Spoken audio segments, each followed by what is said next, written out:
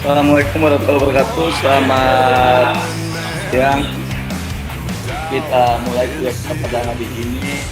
Saya kira kita butuh mengulang kembali konsepsi mengenai apa sih hukum secara epistemologis, karena ini penting ya, karena Bapak Ibu ini mahasiswa doktor.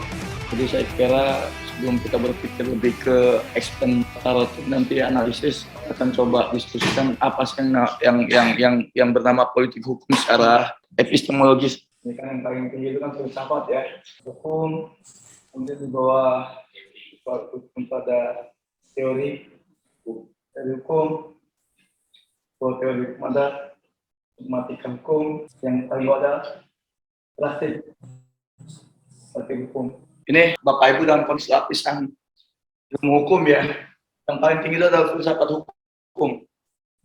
Karena nanti kan Bapak Ibu itu sebagai doktor ya, doktor dari PhD Pak, filosofi doktor. Jadi Bapak Ibu nanti jadi doktor ya, ini Pak, filsafat hukum. Jadi Bapak Ibu itu nanti harus kuat di sini, filsafat hukum. Kemudian teori ya, ini lebih kepada aspek teori, pemahaman teori ini S2, kemudian dogmatika hukum ini lebih pada siswa S1.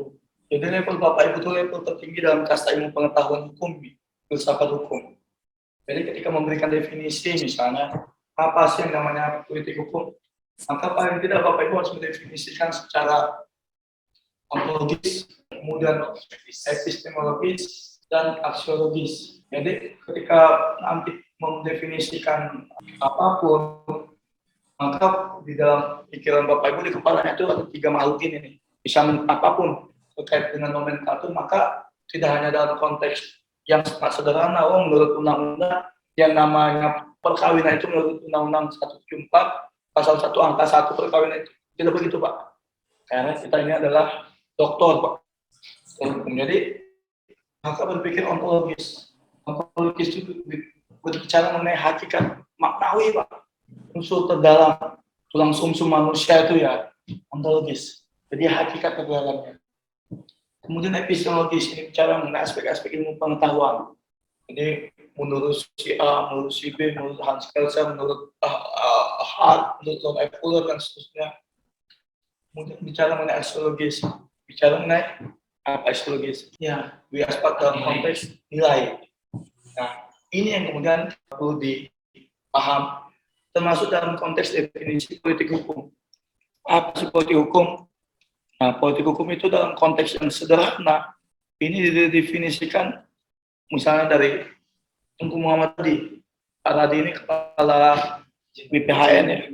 Jadi Pak Tengku Muhammad Radi ini salah satu ilmuwan, dia kepala BPHN di waktunya pada masanya ya, bahwa yang namanya politik hukum itu menurut beliau adalah kehendak penguasa.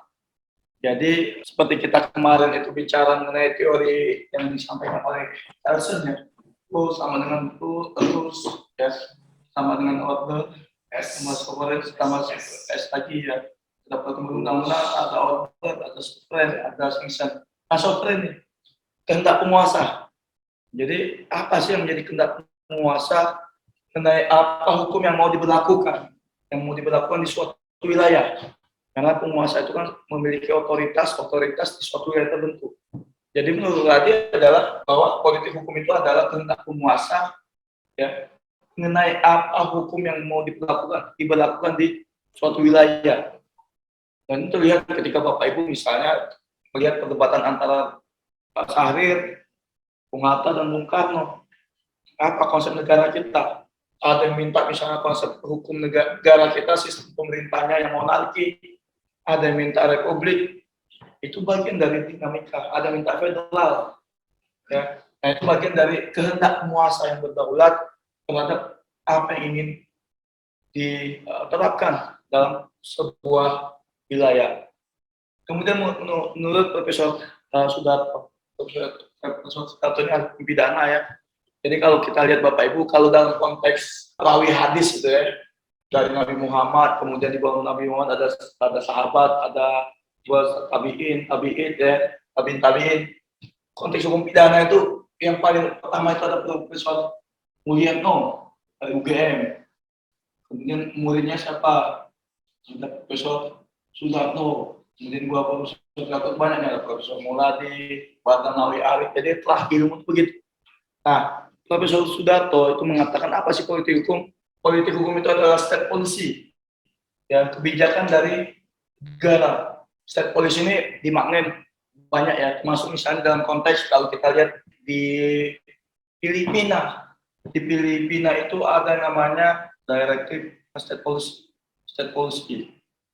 Ini GBHN kira-kira, garis besar haluan negara. Jadi ada kebijakan negara ya, tentang apa?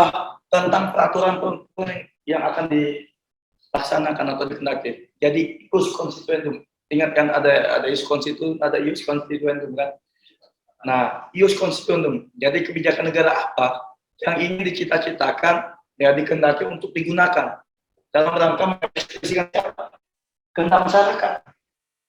Jadi jelas yang menjadi hukum itu adalah ekspresi dari kehendak masyarakat. Jadi kristalisasi dari kehendak masyarakat, kemudian kehendak masyarakat itu diimplementasikan oleh penguasa pada badan negara dan kemudian menjadi kehendak negara, kehendak penguasa. Dan teman-teman pasti ingat kemarin sampaikan bahwa sumber hukum itu ada sumber hukum formil dan materi. Kalau formil kan jelas. Formil itu ada mulai dari kemarin undang-undang ini formil. Ya tata, kemudian legislasi, kebiasaan sampai dengan doktrin ya. Materi itu ada dari mana? Yang materi dibentuk sumber hukum formil ini. Dari mana? Bisa saja dari agama. Undang-Undang 174 itu agama, kompilasi hukum Islam. Dari mana? Dari agama. Ada undang-undang terkait misalnya wakaf, zakat, itu ya, itu zakat wakaf dari agama. Undang-undang haji dan umroh dari agama. Kemudian ada di Papua itu Bu Karina ada perda kawasan Kristen misalnya. Sempat ada kan kawasan Kristen. Itu dari agama. Atau kemudian undang-undang Aceh itu isinya agama, artinya materinya dari agama. Kristalisasi apa hal-hal apa yang ada dalam masyarakat. Apalagi misalnya sumber yang lain. Ada juga sumber dari hasil riset, Bu. Misalnya apa? Undang-undang tentang yang hasil riset itu misalnya undang-undang tentang kelautan perikanan, undang-undang tentang keantariksaan, undang-undang tentang penerbangan dan seterusnya. Itu materi. Nah, itu bicara mengenai bahwa ada kristalisasi kehendak masyarakat yang itu ekspresif dan itu ditampung oleh badan-badan negara yang berwenang dan itu kemudian menjadi kebijakan negara. Itu menurut Profesor Sudarto. Termasuk santet misalnya. Santet itu ya sumbernya materinya dari mana? Dari adat, maksud dari agama. Ya, Islam ada tuh yang namanya sihir. Buhul itu kan bahkan itu jadi satu surat ya. Al-Falaq itu isinya tentang buhul. Kemudian ada santet dalam konteks hukum adat. Jelas berarti materi yang menjadi sumber hukum itu adalah materi yang berasal dari ekspresi nilai-nilai yang ada dalam kehidupan masyarakat yang oleh penguasa itu kemudian menjadi kebijakan resmi dari negara. Kemudian menurut Profesor Patmo ya, bahwa ini yang paling gampang. Apa namanya politik hukum itu arah mau kemana sih? Arah pengaturan. Kemudian bentuknya apa? Bentuknya bisa undang-undangan, ya, atau juga misalnya kebijakan. Karena produk hukum itu Bapak Ibu banyak. Apa sih produk hukum itu banyak? Ada negeri. Negeri itu peraturan undang-undangan. Itu produk hukum. Kemudian juga ada basicing. Apa basicing? Ya, keputusan. Keputusan, ketetapan atau tindakan administrasi negara. Ya, produk hukum itu banyak, Pak. Produk hukum itu ada basic regling. Ini peraturan perundang-undangan, Pak, yang paling tepat dari konstitusi sampai dengan. Kemudian yang kedua ada SDG. Ya, SDG ini SK, surat keputusan, surat ketetapan. Kalau SE itu masuk ke sini, Pak. Ballot legal. Peraturan kebijakan. Apa contohnya? Ada surat edaran, ada memorandum, termasuk juga MOU yang dibuat oleh pejabat. Ini masuk ke ballot legal, peraturan kebijakan. Kemudian ada lagi produk hukum lainnya yang dibuat secara kontrak, ada kontrak, ya perjanjian seterusnya yang dibuat oleh ini ada akta notaris dan seterusnya. Nah, ini produk hukum yang dibuat oleh penguasa tiga ini.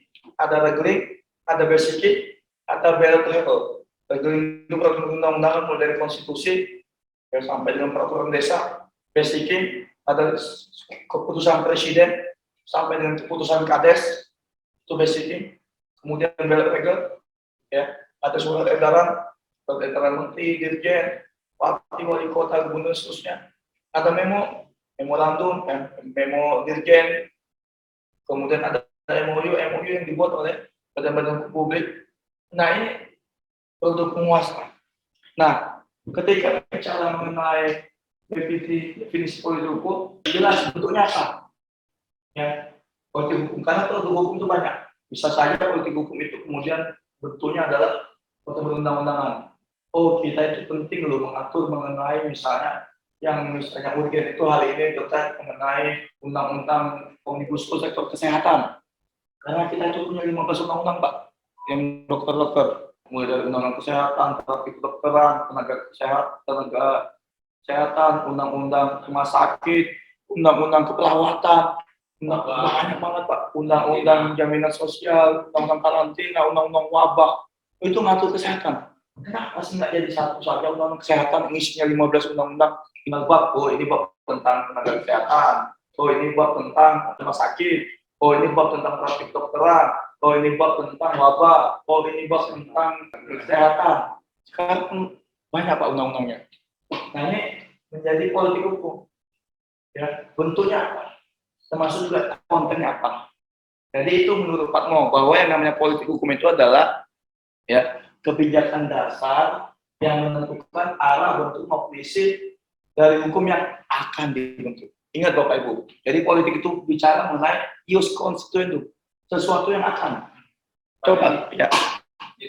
Ya, sekarang Mbak, kalau seandainya undang-undang kesehatan itu dijadikan semacam omnibus law, itu kan berarti mungkin dia tidak akan mengatur secara detail. Ya. Apakah nantinya bisa diturunkan dalam bentuk peraturan pelaksana, peraturan pemerintah? Jadi misalnya peraturan pemerintah tentang wabah, peraturan pemerintah tentang praktek kedokteran. Apakah itu nantinya akan lebih efektif daripada dengan ada 15 undang-undang itu? Ya.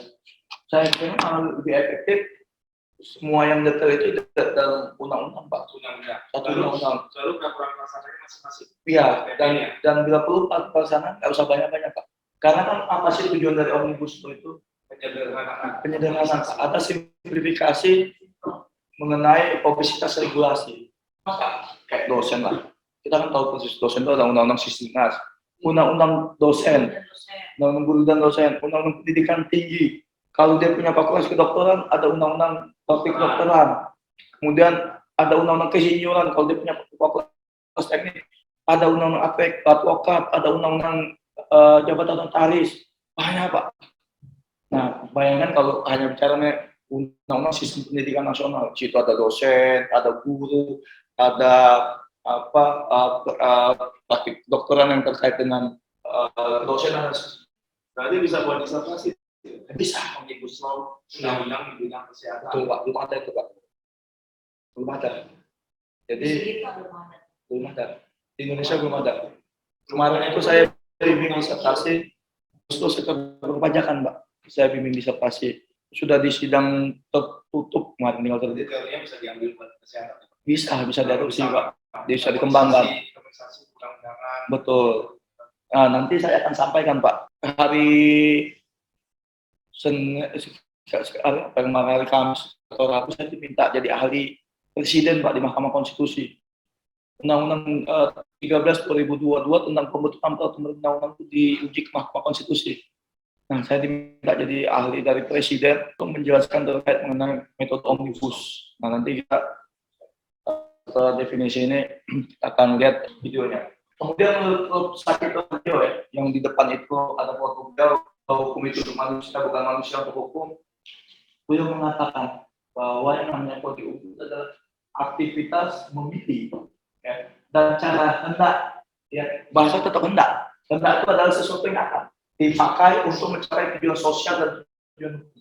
Karena prinsip ini adalah penganut social legal sesuai legal ya, sesuai hukum masyarakat, maka dia tidak hanya bicara mengenai aspek hukumnya saja, tapi apa sih yang menjadi tujuan sosial dalam masyarakat sehingga kemudian itu mau dipakai menjadi hukum. Ya, jadi aktivitas memilih dan cara apa yang tidak dipakai untuk mencapai suatu tujuan sosial dan hukum tertentu dalam masyarakat. Misal kayak dengan undang-undang bahasa kita. Kalau kita mau fair, harusnya bahasa Jawa Pak digunakan sebagai bahasa Indonesia. Karena paling banyak populasi Republiknya adalah orang Jawa Pak, paling banyak. Tapi kemudian dalam konteks politik hukum saat itu ya sudah menggunakan bahasa Melayu Pak, bahasa orang Riau sana kita gunakan karena itu dalam konteks ya Terangkul. betul. Bahasanya lebih terbuka, turun Pak. Di Melayu itu ada Singapura dan Malaysia. Bahkan politik hukum dunia ASEAN itu mau menggunakan bahasa Melayu sebagai bahasa ASEAN. Itu bagian dari kehendak, ya, karena di situ bicara mengenai tujuan sosial. Kemudian kelima, menurut Prof. Sunaryati Hartono, ini juga mantan kepala BPH, dia mengatakan apa sih yang namanya politik hukum? Politik hukum itu adalah tools, ya, dan langkah yang dapat digunakan oleh sistem hukum nasional yang dapat digunakan untuk mencapai cita-cita. Jadi terbahasa cita-cita, sesuatu yang akan dituju bangsa dan tujuan negara. Jadi adalah sarana atau langkah yang digunakan oleh sistem hukum nasional untuk dipergunakan mencapai tujuan negara kita. Kemudian menurut Profesor Abdul Hakim Garuda Nusantara, ya, Itu nama asli. Ini dulu beliau ketua Komnas HAM Republik Indonesia. Betul, ini namanya udah luar biasa nih. Abdul ada Islamnya, Hakim bahasa Indonesia, Garuda ya lambang negara Nusantara ya, nasionalis banget ini. Nah, legal policy apa sih? Atau kebijakan politik hukum menurut beliau adalah kebijakan hukum yang hendak diterapkan atau dilaksanakan secara nasional oleh suatu pemerintah. Ya, yang isinya itu adalah pertama pelaksanaan secara konsisten ketentuan hukum yang ada. Apa sih ketentuan hukum yang ada? Kemudian yang kedua adalah pembangunan hukum, ya, yang berintikan pembaruan hukum yang telah ada dan hukum yang akan dibentuk secara baru. Kemudian ketiga, penegasan fungsi lembaga negara, ya, negara hukum tetap punya anggotanya yang terhadap peningkatan kesadaran hukum masyarakat menurut persepsi elit dan pengambil kebijakan. Ini menurut. Nah, kemudian selanjutnya menurut Profesor Mahfud MD ya, bahwa yang namanya politik hukum itu adalah dasar pijak dan cara untuk membuat dan melaksanakan hukum dalam rangka mencapai tujuan negara. Kalau Ibu masih ingat apa tujuan negara kita? Satu, mewujudkan kesejahteraan umum. Dua, mencerdaskan kehidupan bangsa. Tiga, menciptakan keadilan sosial. Empat, ya, itu tujuan bernegara kita, Bapak Ibu. Oke, menurut Undang-Undang Dasar ini harus dihafal, Bapak Ibu. Karena kalau misalnya kelak Bapak Ibu ini jadi pemimpin republik kan, tujuan negara Indonesia adalah satu, memberikan kesejahteraan umum. Dua, mencerdaskan kehidupan bangsa. Tiga, keadilan sosial. Dan keempat adalah ikut dalam ketertiban dunia. Nah, apa sih ruang lingkup dan tujuan politik hukum? Pertama, itu kan siapa, Mbak? Definisi politik hukum kan banyak. Betul. Masing-masing kan punya pemikiran sendiri. Betul. Nah, dari kita sendiri mahasiswa juga punya mungkin pengaruhnya nggak sama. Menurut Pak Reddy sendiri yang paling pas dari definisi politik hukum itu yang mana? Kalau saya itu Tengku Radi sama Pak Mo, Pak. Saya menggunakan Pak Tungku M. Radi dan Pak Mo. Itu yang menurut saya paling pas ya. Karena Pak Mo itu jelas bicara mengenai arah ke depannya bagaimana, bentuknya apa. Bentuknya itu kan bisa perundang-undangan, bisa basicing, bisa dan termasuk konten, ya. Terhadap apa? Sesuatu yang akan dibentuk. Jadi enak Pak, kebijakan dasar yang menentukan apa? Menentukan arah, bentuk, isi, terhadap apa? Hukum yang akan dibentuk. Nah itu, kalau saya sih pendapatnya Prof. Fatmo itu saya gunakan ketika menafsirkan menggunakan definisi politik hukum. Sama Tengku Radi. Tengku Radi itu bicara mengenai kehendak penguasa. Ini mirip dengan Hans Kelsen, teorinya Hans Kelsen. Iya, yang khususnya yang sovereign. Nah ini ruang lingkupnya dan tujuan politik hukum. Pertama ada proses penggalian nilai. Karena kita kemarin sudah diskusi bahwa sumber hukum itu ada sumber hukum materi. Dari mana sih sumber kita ini untuk membentuk arah pembangunan hukum ke depan? Sumbernya bisa dari agama, bisa dari nilai-nilai hidup di masyarakat, bisa dari praktik hukum kebiasaan, bisa dari adopsi atau transplantasi hukum. Karena kita itu juga bisa banyak melakukan transplantasi hukum. Transplantasi hukum. Jadi transplantasi, kalau dokter kan udah biasa tuh, mentransplantasi organ tubuh. Jadi sumber hukum itu bisa dari mana saja. Ya bisa dari agama, bisa jadi dari hukum adat, bisa dari praktek hukum internasional, bisa transplantasi Pak. Omnibus Law, itu transplantasi. Ya, transplantasi hukum. Kemudian PT. PT itu nggak pernah dikenal Pak. Yang namanya makhluk bernama perseroan terbatas. Kita itu hanya mengenal kooperasi. PT itu produk kapitalistik Pak. Negara-negara kapital. Nah, tapi itu kemudian kita transplantasi PT. Undang-Undang PT 40 tahun 2007 itu mengadopsi Undang-Undang PT Amerika. Itu bicara mengenai transplantasi. Jadi proses penggalian nilai-nilai dan aspirasi masyarakat. Misalnya perda tentang proses penggalian nilai-nilai dan aspirasi masyarakat itu undang-undang yang menjadi aspirasi masyarakat yang akhir-akhir ini misalnya goals misalnya undang-undang tentang masyarakat hukum adat. Itu belum jadi undang-undang ya, tapi itu bagian dari kehendak dari masyarakat adat agar ada suatu penghargaan terhadap masyarakat hukum adat. Karena pasal 18 Undang-Undang Dasar, pasal 18 KUD, pasal 18B ya, itu diatur negara menjamin dan mengakui masyarakat hukum adat dan hak tradisionalnya.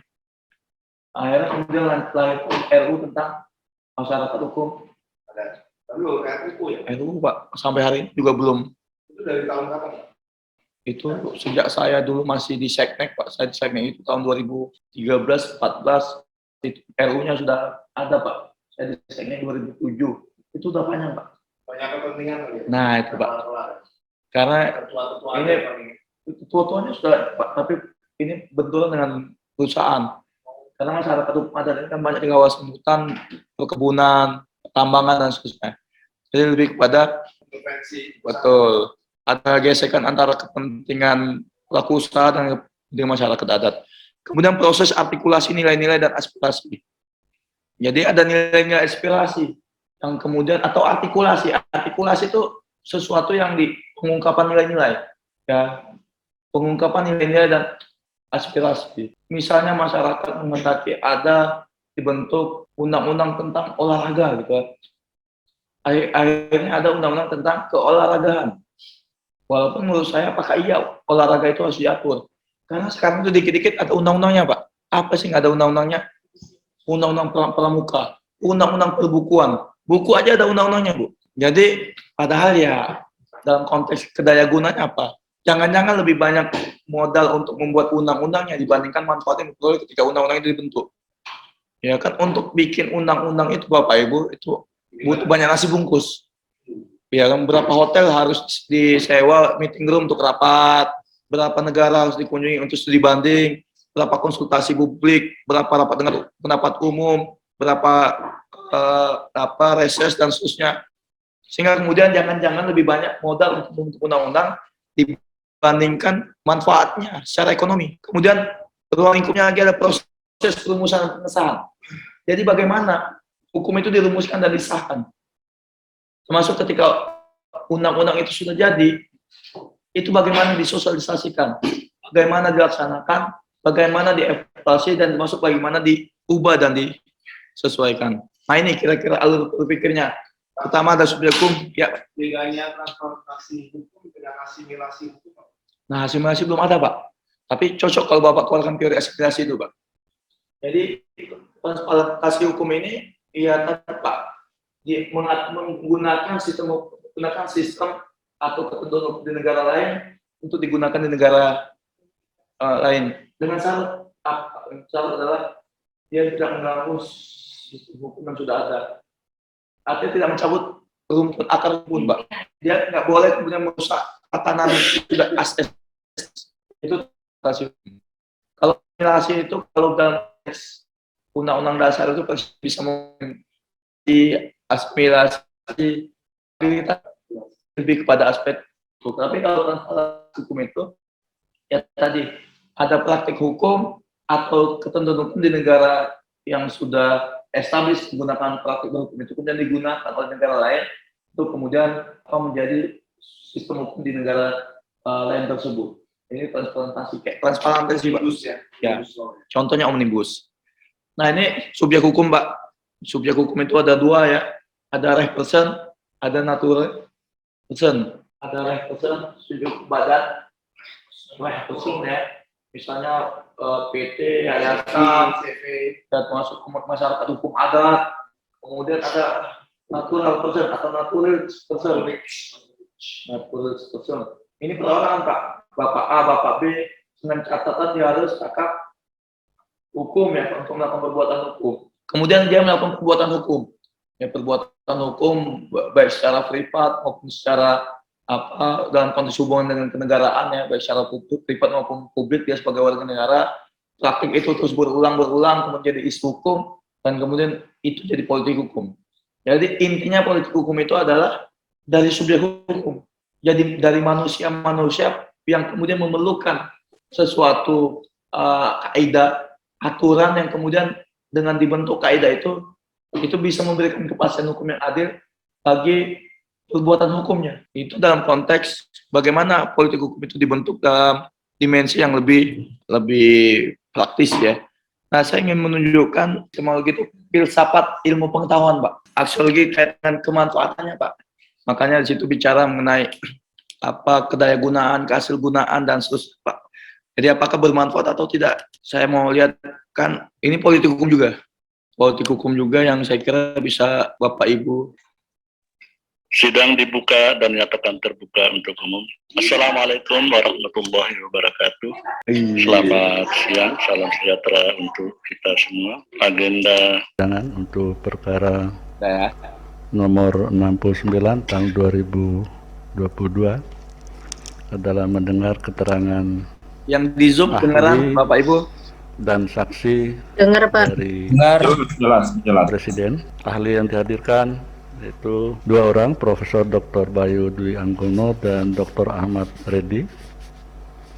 Kemudian untuk saksi Hari Bayu Dewi Anggono SHMH. Sudah siap akad nih. Sudah siap. Yang kedua Dr. Ahmad Reddy SHMH. Siap. Silakan yang mulia. Posisi berdiri, tangan lurus ke bawah. Baik, ikuti lafaz yang saya tuntunkan. Bismillahirrahmanirrahim. Bismillahirrahmanirrahim. Demi Allah. Demi Allah. Demi Allah. Saya bersumpah sebagai ahli. Saya bersumpah sebagai ahli. Akan memberikan keterangan yang sebenarnya. Akan memberikan keterangan yang sebenarnya. Sesuai dengan keahlian saya. Sesuai dengan keahlian saya. Terima kasih. Silakan duduk kembali. ahli berikutnya, silakan Pak Dr. Ahmad Reddy. Baik, siap yang mulia. Terima kasih. Bismillahirrahmanirrahim. Kepada yang mulia Majelis Hakim Mahkamah Konstitusi Republik Indonesia, kepada yang terhormat pemerintah dan DPR RI, kepada yang terhormat para pemohon dan kuasa hukumnya. Assalamualaikum warahmatullahi wabarakatuh. Salam sejahtera dan salam sehat untuk kita semua. Salam Pancasila. Izinkan ahli menyampaikan keterangan terhadap dua hal, yaitu: 1. Undang-Undang Nomor 13 Tahun 2022 tentang perubahan kedua atas Undang-Undang Nomor 12 2011 tentang pembentukan peraturan perundang-undangan, selanjutnya disebut dengan Undang-Undang P3 Tahun 2022 sebagai katalisator pembentukan peraturan perundang-undangan di era baru sistem pembentukan peraturan perundang-undangan di Indonesia. 2. Pembentukan Undang-Undang P3 tahun 2022 dalam analisis dimensi azas pembentukan peraturan perundang-undangan yang baik. Majelis Hakim Mahkamah Konstitusi yang mulia, Undang-Undang P3 2022 merupakan katalisator pembentukan peraturan perundang-undangan di era baru sistem pembentukan peraturan perundang-undangan di Indonesia. Karena 1. Undang-Undang P3 2022 secara nyata, konsisten, dan konsekuen melaksanakan perintah Mahkamah Konstitusi sebagaimana dalam pertimbangan hukum putusan nomor 91/PUU/18/2020 yang menyatakan bahwa dengan pertimbangan hukum tersebut di atas, dengan ini Mahkamah memerintahkan agar segera dibentuk landasan hukum yang baku untuk dapat menjadi pedoman dalam pembentukan peraturan perundang-undangan, dalam pembentukan undang-undang. Pertimbangan hukum Mahkamah ini merupakan ratio decidendi sekaligus obiter dictum yang secara tepat dan konsisten dilaksanakan oleh pembentuk undang-undang dalam rangka memberikan kepastian hukum terhadap metode omnibus yang telah digunakan dalam Undang-Undang Nomor 11 Tahun 2020 tentang Cipta Kerja. Ikhtiar bernegara yang dilakukan oleh pembentuk undang-undang dalam rangka melakukan berbagai masalah peraturan perundang-undangan dengan metode omnibus ini, yaitu memecahkan berbagai persoalan pembentukan peraturan perundang-undangan di Indonesia yang menurut ahli meliputi permasalahan lawmaking process problem, implementation problem, interpretation problem, dan yang keempat adalah capacity problem. Melalui metode omnibus, sebagaimana diformulasi dalam Undang-Undang P3 2022 yang sebelumnya ditetapkan dalam Undang-Undang 11 tahun 2020 tentang Cipta Kerja, dilakukan reformasi struktural dan substansi dalam pembentukan peraturan perundang-undangan yang sangat luar biasa. Bayangkan, misalnya, masalah lawmaking process problem yang berakibat pada konflik norma, distorsi norma, kontestasi norma, dan malfungsi norma, bahkan disfungsi norma dalam 79 undang-undang dapat diselesaikan dengan adanya perbaikan oleh hanya satu undang-undang secara sekaligus, secara efektif dan efisien. Terdapat spirit efisiensi dan aktivitas pembentukan undang yang sangat luar biasa melalui metode omnibus. Lalu, sebagai legitimasi adanya landasan hukum yang baku untuk dapat menjadi pedoman di dalam pembentukan undang-undang melalui metode omnibus, maka Undang-Undang P3 2022 menjadi katalisator atas kehendak legisme positivistik, pembentukan peraturan perundang-undangan, dan semangat progresif terhadap reformasi di bidang pembentukan peraturan perundang-undangan.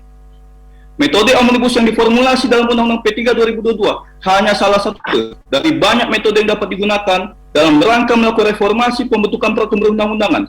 Misalnya, one in two out, moratorium lawmaking, guillotine approach, sunset clause, atau the red tape challenge yang banyak digunakan oleh negara-negara dunia dalam rangka melakukan reformasi legislasi dan regulasi, khususnya untuk menyelesaikan masalah obesitas regulasi dan legislasi.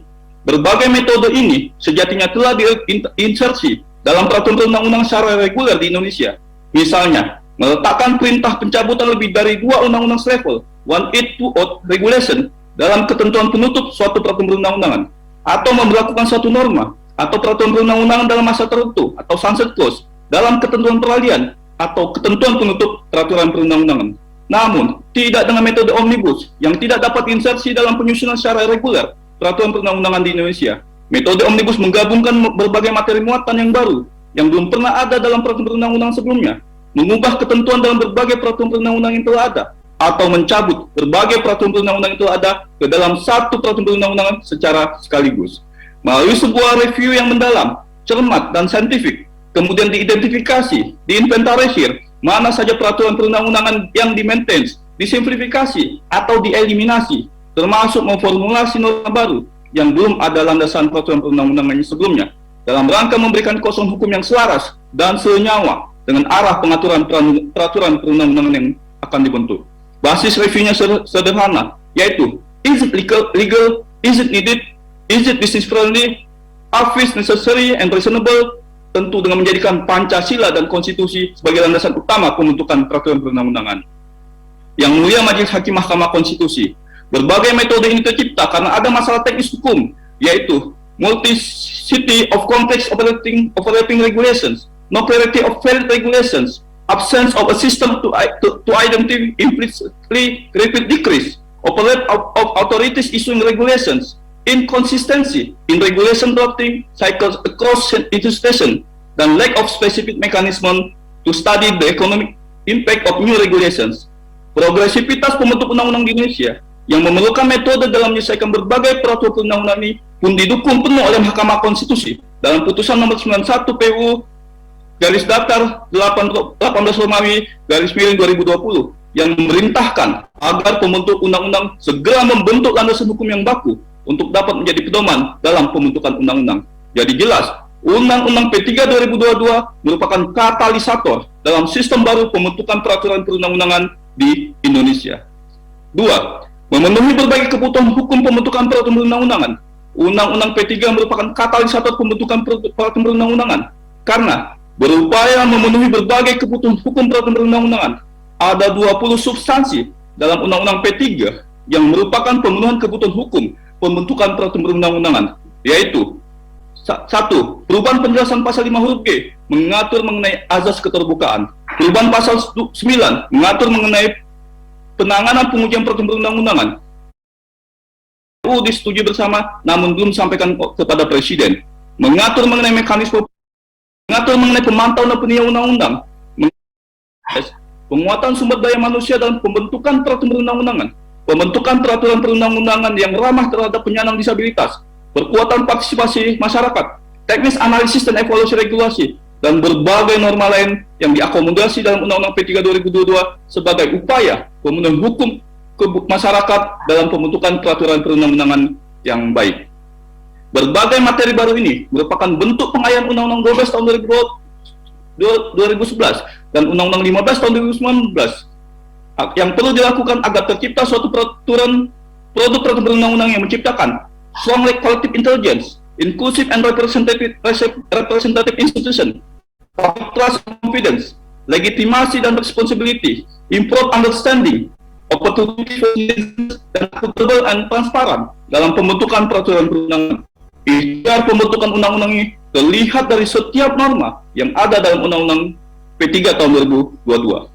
Majelis Hakim Mahkamah Konstitusi yang mulia, pembentukan Undang-Undang P3 2022 dalam analisis dimensi pembentukan peraturan perundang-undangan menurut ahli telah memenuhi azas pembentukan peraturan perundang-undangan, khususnya azas kedayagunaan dan kehasilgunaan, serta azas kejelasan rumusan. Kedua azas ini yang menurut pemohon dalam permohonannya dianggap tidak terpenuhi dalam pembentukan Undang-Undang P3 tahun 2022. Izinkan menyampaikan keterangan dalam analisis substansi penerapan kedua azas ini dalam Undang-Undang P3 2022. 1. Azas kedayagunaan dan kehasilgunaan. Azas kedayagunaan dan kehasilgunaan adalah jaminan bahwa setiap peraturan perundang-undangan dibuat karena memang benar-benar dibutuhkan dan bermanfaat dalam mengatur kehidupan berbangsa dan bernegara. Beberapa substansi yang dibutuhkan dan bermanfaat dalam mengatur kehidupan bangsa antara lain digitalisasi pembentukan peraturan perundang-undangan, penggunaan tanda tangan elektronik, pendayagunaan jabatan analisis hukum, analisis legislatif, dan perancang peraturan perundang-undangan dalam proses penyusunan peraturan perundang-undangan, penyempurnaan teknik penyusunan naskah akademik dengan menggunakan metode Regulatory Impact Assessment, dan ROCP, Rule Opportunity, Capacity, Communication, Interest, Progress, and Ideology. Penyempurnaan partisipasi masyarakat terkait dengan right to be heard, right to be considered, dan right to be explained. Misalnya, di pasal 97 diatur bahwa masyarakat berhak memberikan masukan secara lisan dan atau tertulis dalam setiap tahapan pembentukan peraturan perundang-undangan. Ini merupakan right to be heard. Kemudian kedua, hasil kegiatan konsultasi publik menjadi bahan pertimbangan dalam perencanaan, penyusunan, dan pembahasan. Ini merupakan right to be considered. Dan selanjutnya, pembentuk peraturan perundang-undangan menjelaskan kepada masyarakat mengenai hasil pembahasan masukan masyarakat, dan ini merupakan the right to be explained. Berbagai substansi Undang-Undang P3 2022 ini merupakan substansi yang sangat dibutuhkan dan bermanfaat dalam mengatur kehidupan berbangsa dan bernegara, yaitu terciptanya peraturan perundang-undangan yang baik. Majelis Hakim Mahkamah Konstitusi yang mulia, yang kedua, azas kejelasan rumusan. Pemohon menyampaikan bahwa penggunaan frasa antara lain dalam penjelasan pasal 72 ayat 1A menyebabkan adanya ketidakpastian tentang apa yang dimaksud dengan kesalahan teknis, sehingga berpotensi terjadi perubahan kesalahan teknis penulisan lainnya terhadap rancangan undang-undang yang telah disetujui bersama oleh DPR dan Presiden. Di luar penjelasan pasal 72 ayat 1A serta menimbulkan kontradiktif dengan perintah yang menyatakan bahwa tidak menggunakan frasa antara lain atau frasa namun tidak terbatas pada dalam rumusan norma pasal atau ayat. Menurut ahli, untuk menganalisis kejelasan rumusan pasal 72 ayat 1A ini dapat menggunakan formula sebagai berikut. Pertama, subjek penjelasan pasal 72 ayat 1A adalah Presiden dan DPR. Kedua, operator penjelasan pasal 72 ayat 1 adalah dapat dilakukan perbaikan. Yang ketiga, objek penjelasan pasal 72 ayat 1 adalah kesalahan teknis antara lain huruf yang tidak lengkap, rujukan pasal atau ayat yang tidak tepat, salah ketik dan atau judul atau norma, nomor urut, bab, bagian, paragraf, pasal, atau ayat butir yang tidak sesuai. Keterangan, kesalahan teknis penulisan yang tidak bersifat kesalahan teknis penulisan yang bersifat tidak substansial. Menurut ahli, rumusan penjelasan pasal 72 ayat 1 sudah sangat jelas dan terang benderang. Frasa antara lain bersifat terbuka, namun terbatas. Terbuka artinya, selain kesalahan teknis bagaimana dimaksud dalam penjelasan pasal 72 ayat 1 dapat dibuka untuk kesalahan teknis penulisan, selain 4 kesalahan teknis dalam penjelasan pasal 72 ayat 1A. Namun, meskipun terbuka bagi perbaikan kesalahan teknis lainnya, ia tertutup hanya pada kesalahan teknis penulisan yang bersifat tidak substansial. Dalam praktik penyusunan perundang-undangan, makna tidak substansial ini ialah suatu perbaikan yang dilakukan tidak mempengaruhi makna atau isi atau formula yang dibentuk.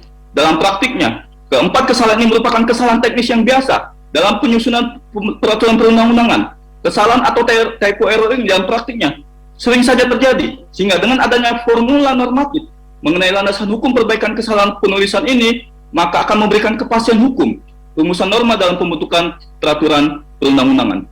Penjelasan pasal 72 ayat 1A telah memenuhi pilihan kata atau istilah serta bahasa hukum yang jelas dan mudah dimengerti, sehingga tidak menimbulkan berbagai macam interpretasi dalam pelaksanaannya. Terlebih, fungsi penjelasan hanya sebagai tafsir resmi pembentuk peraturan perundang-undangan atas norma dalam batang tubuh.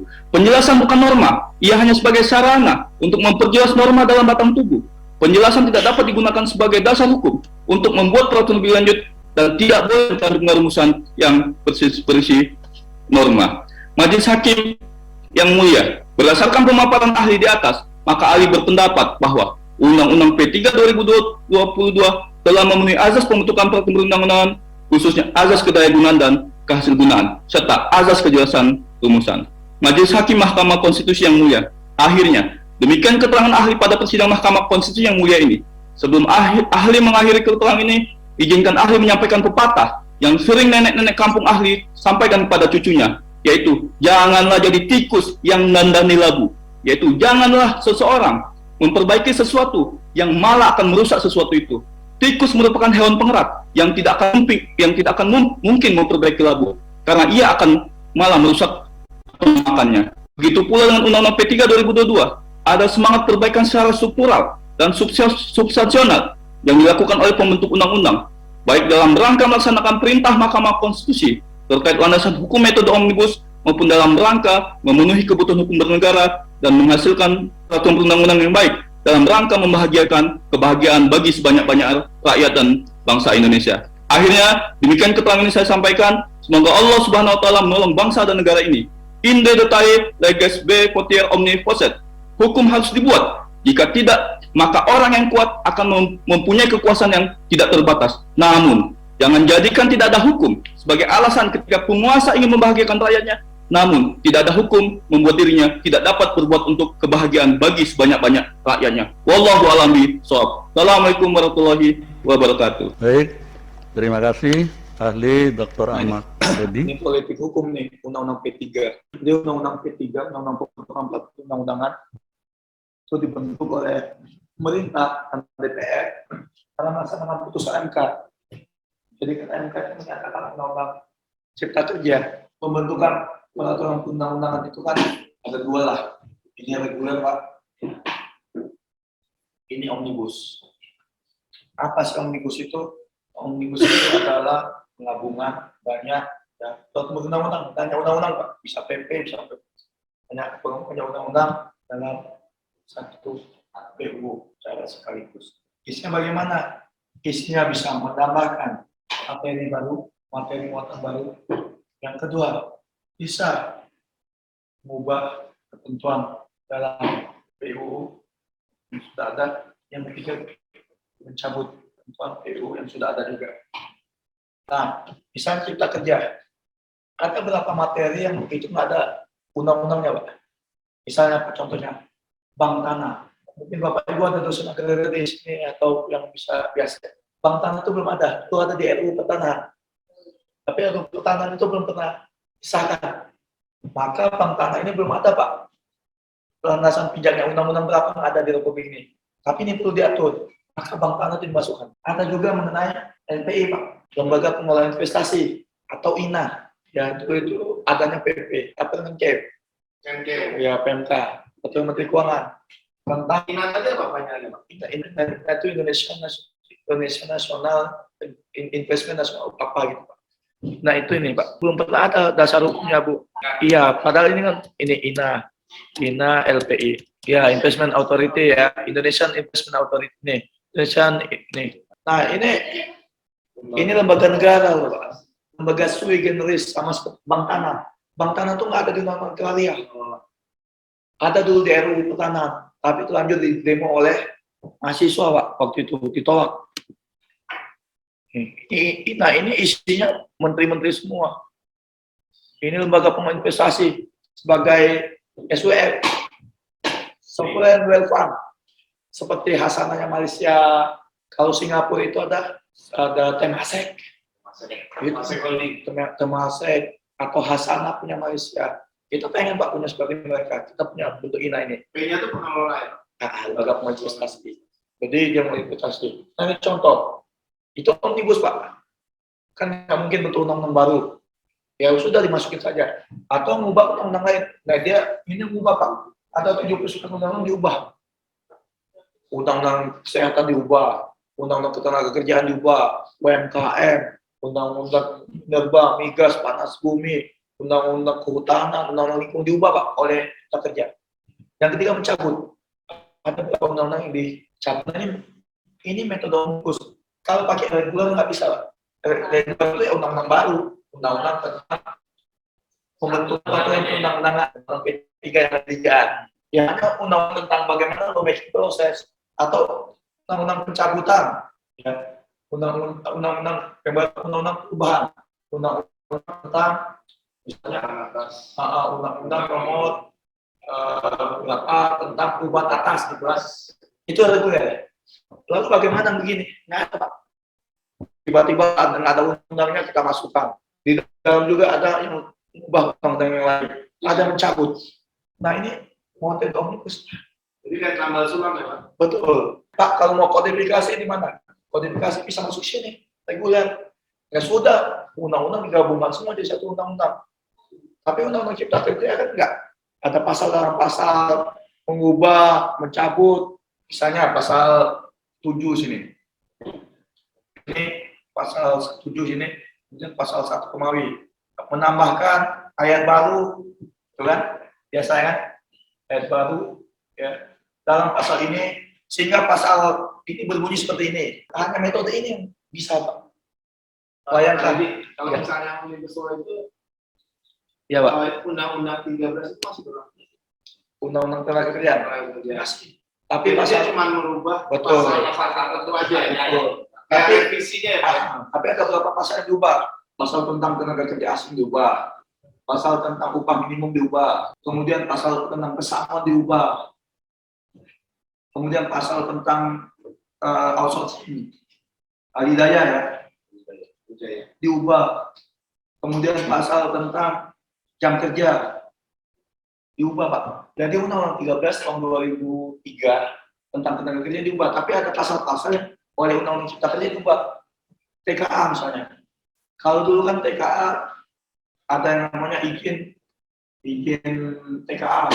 Kemudian juga ada izin TPKA namanya. Ada persetujuan penggunaan tenaga kerja asing. Oleh Undang-Undang Cipta Kerja ngapain sih double-double? Cukup satu aja kan.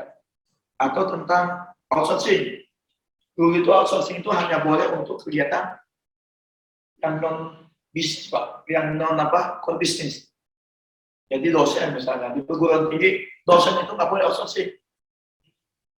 Karena itu dosen itu adalah tenaga kerja utama. Tapi cleaning service, parkiran, OB boleh outsourcing. Undang-Undang Cipta Kerja semua pekerjaan mau dia bisnis, mau supporting, mau dia core bisnis bisa di outsourcing. Ya semangatnya agar memberikan lapangan pekerjaan yang seluas-luasnya. Tapi ya manfaatnya ya kerugiannya ya iya nggak, kalau di outsourcing nggak enak Pak, pecah aja nggak ada pakai pesangon, nggak perlu lagi uang penghargaan. Potongannya banyak juga Pak. Banyak ya. Betul. Sebentar Pak ya, ini Pak Joko mau nanya. Pak Joko, silakan Pak Joko. Ya, terima kasih Pak Dr. Ahmad Reddy. Pak, saya ini mau Pak tadi tertarik dengan simulasi di YouTube-nya tadi. Ya. Saya tertarik tentang penjelasan Bapak mengenai kalau tidak salah itu di pasal 5 Pak ya, Undang-Undang 12 2011 tentang hasil gunaan tadi itu Pak. Betul. Nah, pertimbangan Bapak tentang kehasilgunaan, kesesuaian, keselarasan gitu ya. Ya.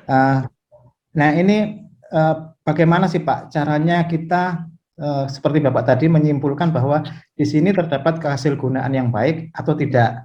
Nah sementara di Undang-Undang B3 2022 itu kan sudah sebagaimana tentu acuannya mendirikan membentuknya itu dengan pasal 5 atau pasal 6 Pak ya. Saat itu pengayoman humanis, kebangsaan, kekeluargaan, kenusantaraan bahkan seterusnya itu. Nah ini sehubungan dengan disertasi yang akan saya tulis nanti Pak tentang norma. Nanti saya jadi co-promotornya Pak.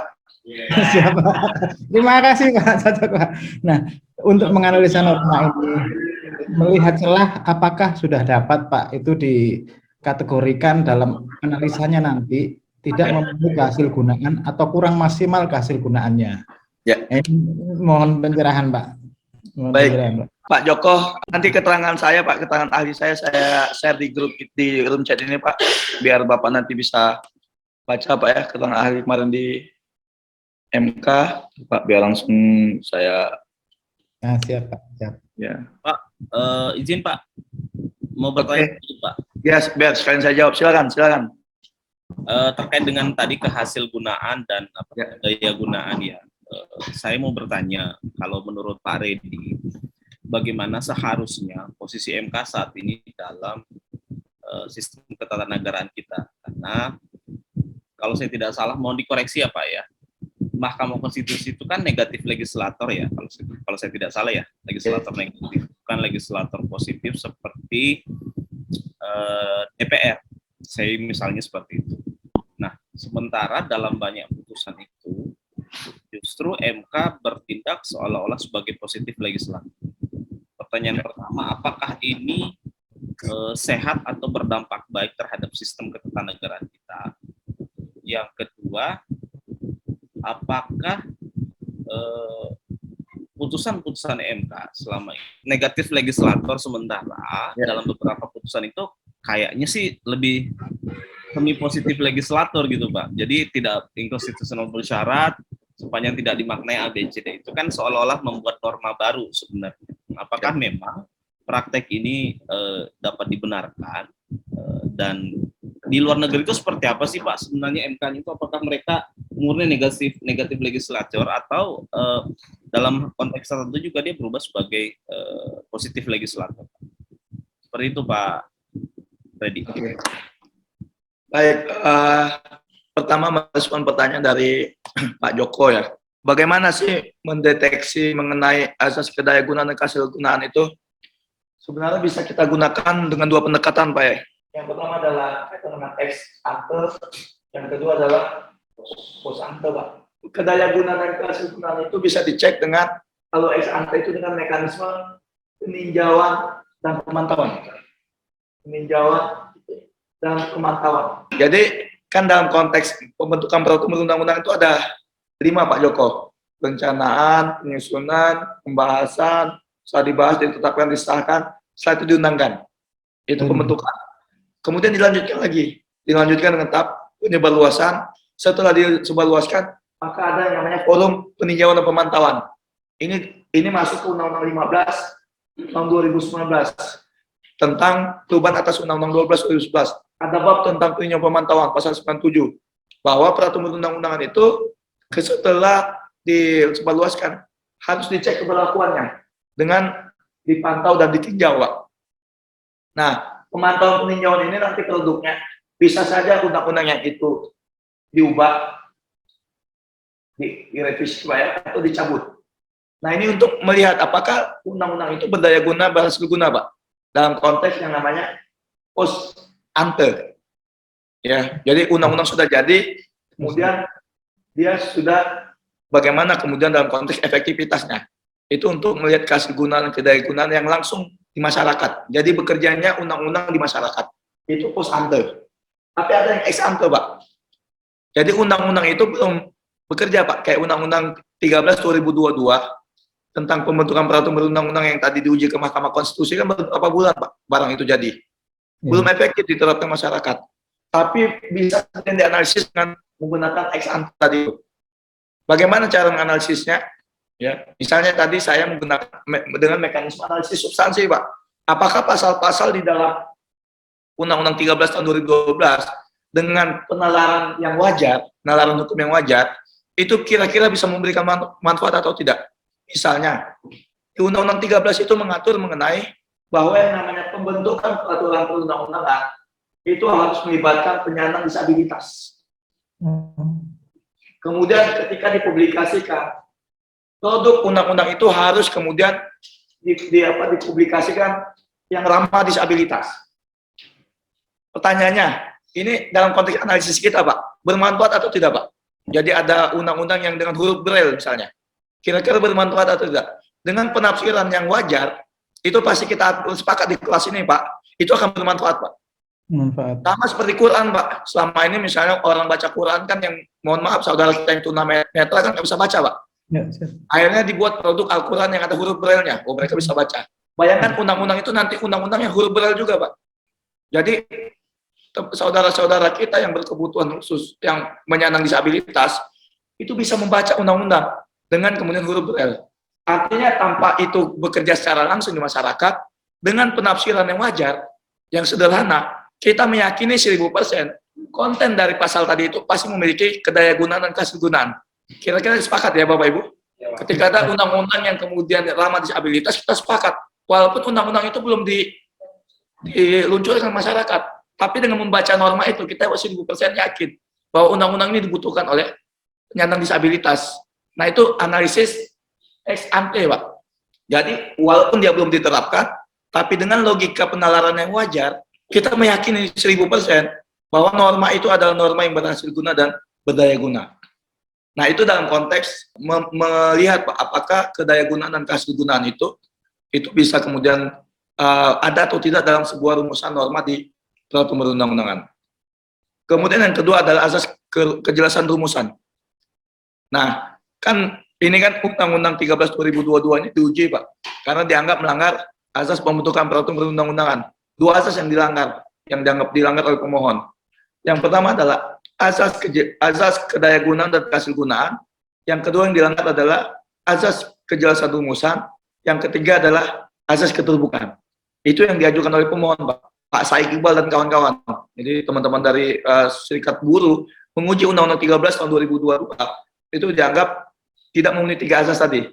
Asas kejelasan rumusan, asas kehasilgunaan dan kedayagunaan, dan asas keterbukaan. Nah, asas kejelasan rumusan, apa sih yang dimaksud dengan asas kejelasan rumusan? Asas kejelasan rumusan itu bahasanya, bahasa hukum, pilihan kata, itu tidak menimbulkan penafsiran yang beragam atau multitafsir. Mereka mengatakan Undang-Undang P3 itu multitafsir, kan menggunakan antara lain. Luas ya, Pak? Masih luas. Kan antara lain itu ya jelas tidak jelas. Iya, jelas tidak jelas. Jadi sesuatu yang ya cek kosong lah, Pak. Dianggap cek kosong. Tapi di Undang-Undang 13 tahun 2012 itu yang diuji adalah pasal 72, Pak, ayat 1 huruf A. Itu diatur bahwa yang dimaksud kesalahan teknis penulisan antara lain. Nah, ini Pak, kata antara lain kesalahan rujuk, asal ayat, kesalahan ketik, kesalahan judul, dan seterusnya. Ini dianggap tidak jelas nih, tapi di ujung sepanjang kesalahan tersebut merupakan kesalahan yang tidak substansial. Artinya walaupun di sini dibuka, Pak, dibuka antara lain, tapi dikunci. Boleh loh dibuka, tapi sepanjang itu enggak substansi. Tidak substansi itu apa? Yang nggak merubah rumusan norma, Pak, nggak substansi. Nah, ini artinya, makanya saya sebut tadi, antara lain dalam pasal 72 ini, terbuka tapi tertutup. Terbuka tapi tertutup. Terbuka dia antara lain, tapi tertutup, terbuka tapi terbatas. Tapi terbatas pada yang tidak substansi. Nah, ini Pak, dalam konteks kejelasan rumusan. Nah, kemudian asas keterbukaan. Asas keterbukaan itu menurut Mahkamah Konstitusi kan ada 3. Ada meaningful participation. Apa sih meaningful participation?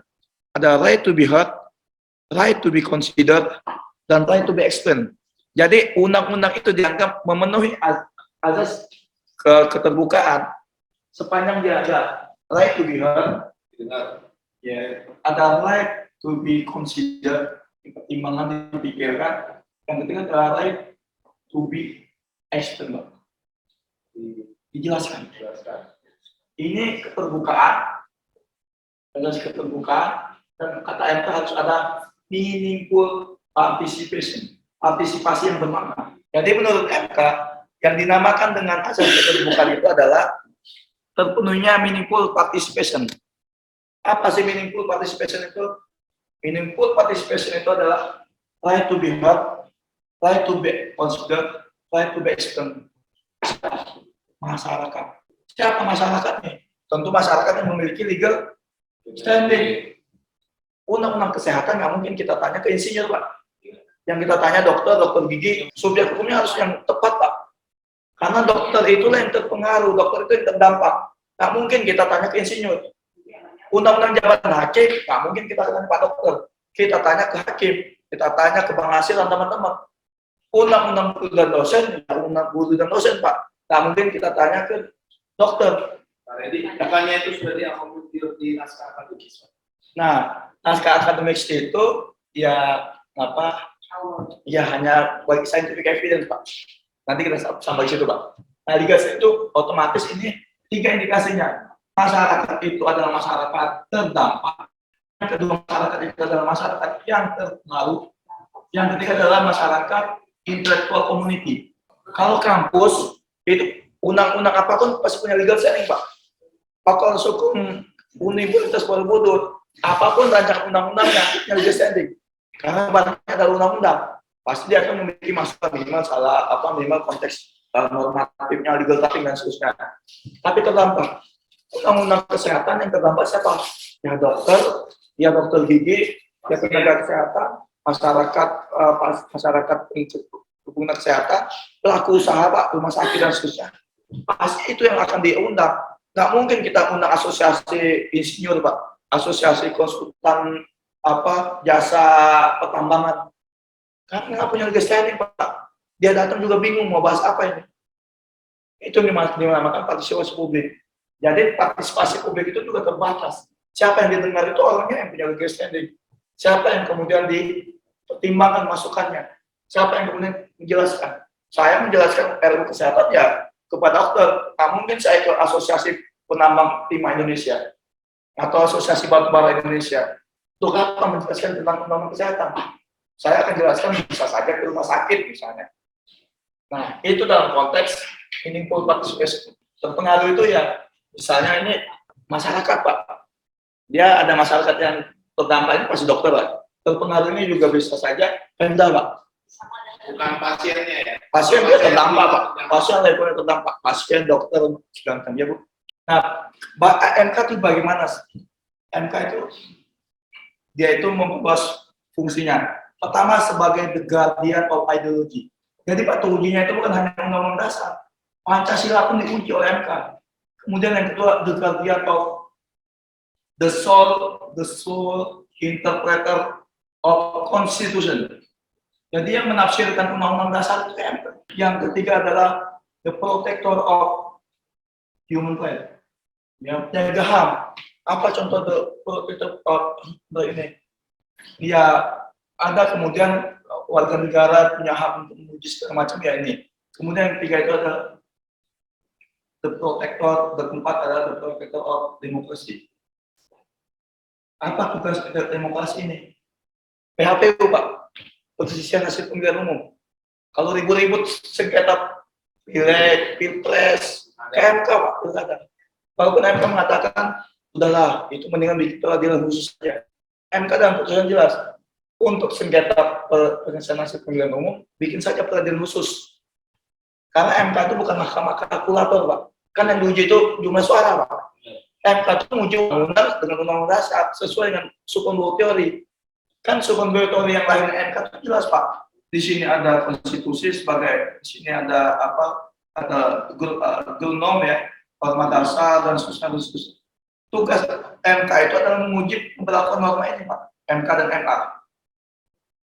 Nah, memang dalam konteks ideal, Mas Nasir, jadi memang harusnya hanya MK itu sebagai negatif legislator. Jadi apa yang kemudian dimohonkan untuk dicabut, dibatalkan, ya sudah, itu yang kemudian dibatalkan. Jadi MK itu hanya tukang coret. Iya, pasal ini yang diuji, ya sudah coret, pasal ini bertentangan undang-undang dasar. Ayat ini yang diuji, sudah. Kan diuji itu ditanya, bisa kata. Ada loh satu kata antara lain. Ini pernah diuji ke MK. Iya, kata dalam, kata dengan, itu pernah diuji ke Mahkamah Konstitusi. Jadi MK itu tidak hanya menguji pasal, kata, pasal. Yang sering dapat kan ya, kata dapat. Dapat. Betul. Kata, pasal.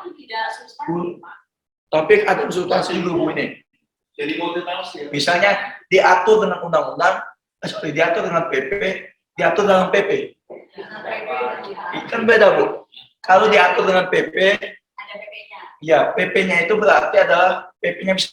Ya ulang ya. Mas Nasir itu menanyakan terkait mengenai legislatif, positif dan legislatif. Apa sih legislatif, negatif legislator? Negatif itu hanya nyoret Pak, tukang coret, tukang koreksi. Ketika yang diuji itu hanya misalnya pasal itu sudah, tapi ternyata MK pada akhirnya menjadi positif legislator. Jadi membuat norma baru Pak. Padahal yang namanya legislatif itu menormakan itu tugas pembentuk undang-undang Pak. Tugasnya DPR dan Presiden. Contohnya apa? Misalnya terkait dengan yang positif legislator itu. Bapak Ibu bisa lihat ini, video ini. Misalnya Bapak Ibu lihat,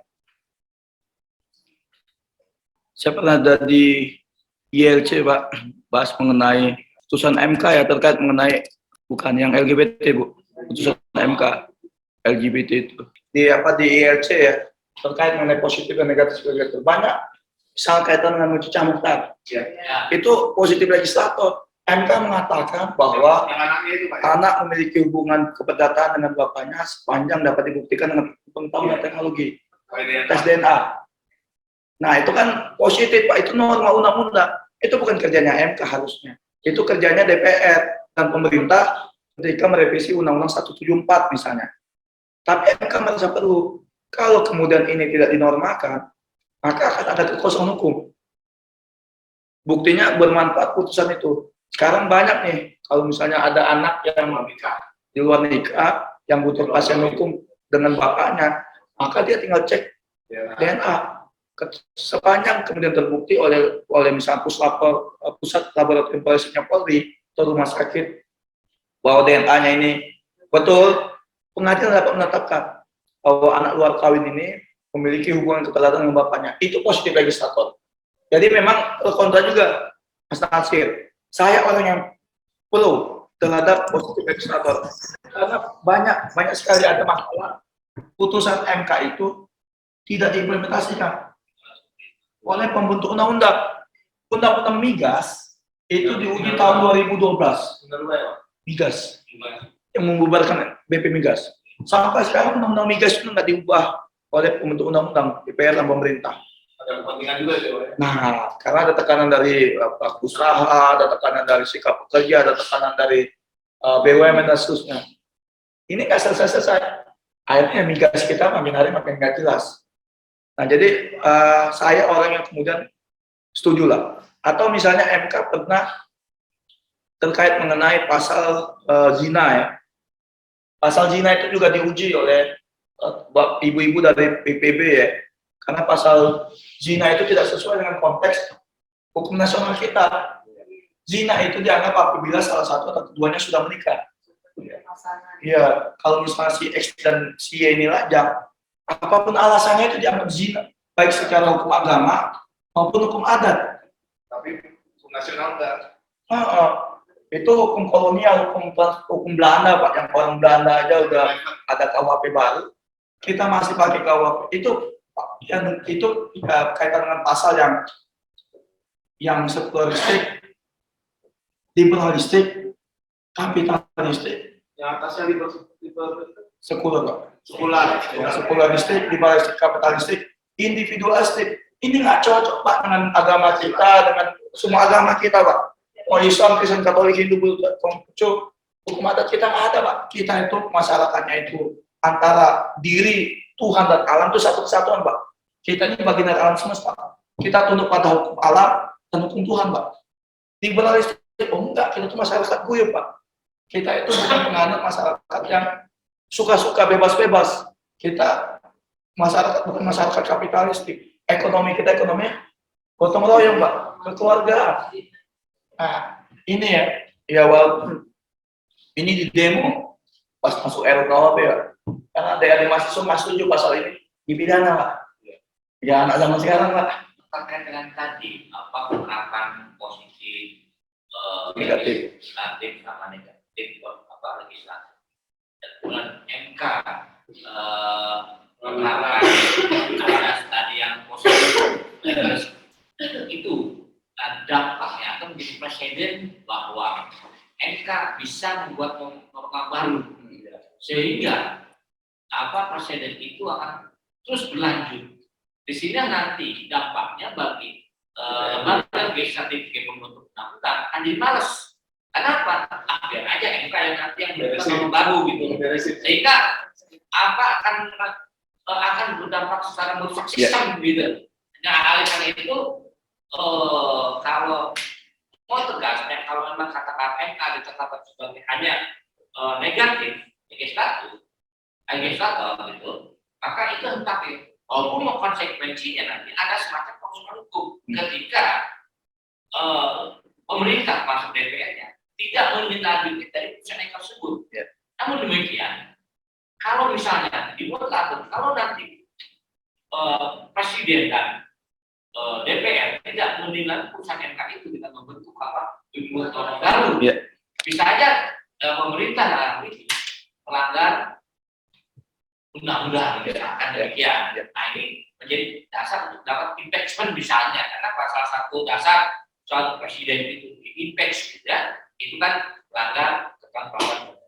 Nah, cuma memang dalam praktek tadi, saya setuju ada kebutuhan untuk tidak ada kesalahan hukum, kasus dinilai ini diisi karena memang ada ketentuan tidak ditindaklanjuti oleh pemerintah. Nah, tidak menindaklanjuti putusan MK ini yang harus diluruskan supaya pemerintah itu taat pada putusan mahkamah. Oke. Baik, Pak, sambil menjawab pertanyaan Ibu tadi, jadi ini kaitan dengan azas hukum acara ya, Pak. Salah satu azasnya itu tadi misalnya azas ius yang mufid, kemudian azas pengadilan terbuka, biar masuk salah satu adalah hakim aktif dan pasif ya. Hakim aktif dan pasif. Masuk azas bahwa putusan MK itu adalah self implementing atau self executing, Pak.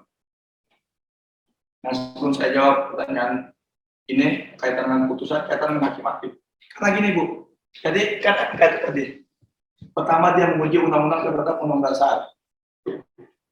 Kemudian yang kedua dia menyelesaikan sengketa kewenangan lembaga negara (SKLN). Kemudian yang ketiga penyelesaian hasil pemilihan umum. Keempat membubarkan parpol. Yang kelima memberikan pendapat terhadap dugaan pelanggaran oleh presiden atau wakil presiden. Ya, pendapat. Nah, dari berapa macam 1, 2, 3, 4 kewenangan dan kewajiban ini, ada yang aktif, ada yang pasif. Pengujian undang-undang aktif, Bu. Hakim yang kemudian aktif menggali apakah norma dalam undang-undang itu betul tentang undang-undang dasar. Makanya di undang-undang cipta kerja itu saya betul-betul gila, Bu. Karena dari 9 hakim konstitusi 7 tanya ke saya, Bu. Benar-benar kayak ujian disertasi lagi. Ditanya Prof. Saldi Iska, ditanya Pak Aswanto, ditanya semua. Aktif betul. Itu untuk pengujian. Ada sengketa kewenangan lembaga negara. Nah, ini yang aktif, ini pasif. Karena yang membuktikan ada sengketa itu adalah lembaga negara yang bersengketa.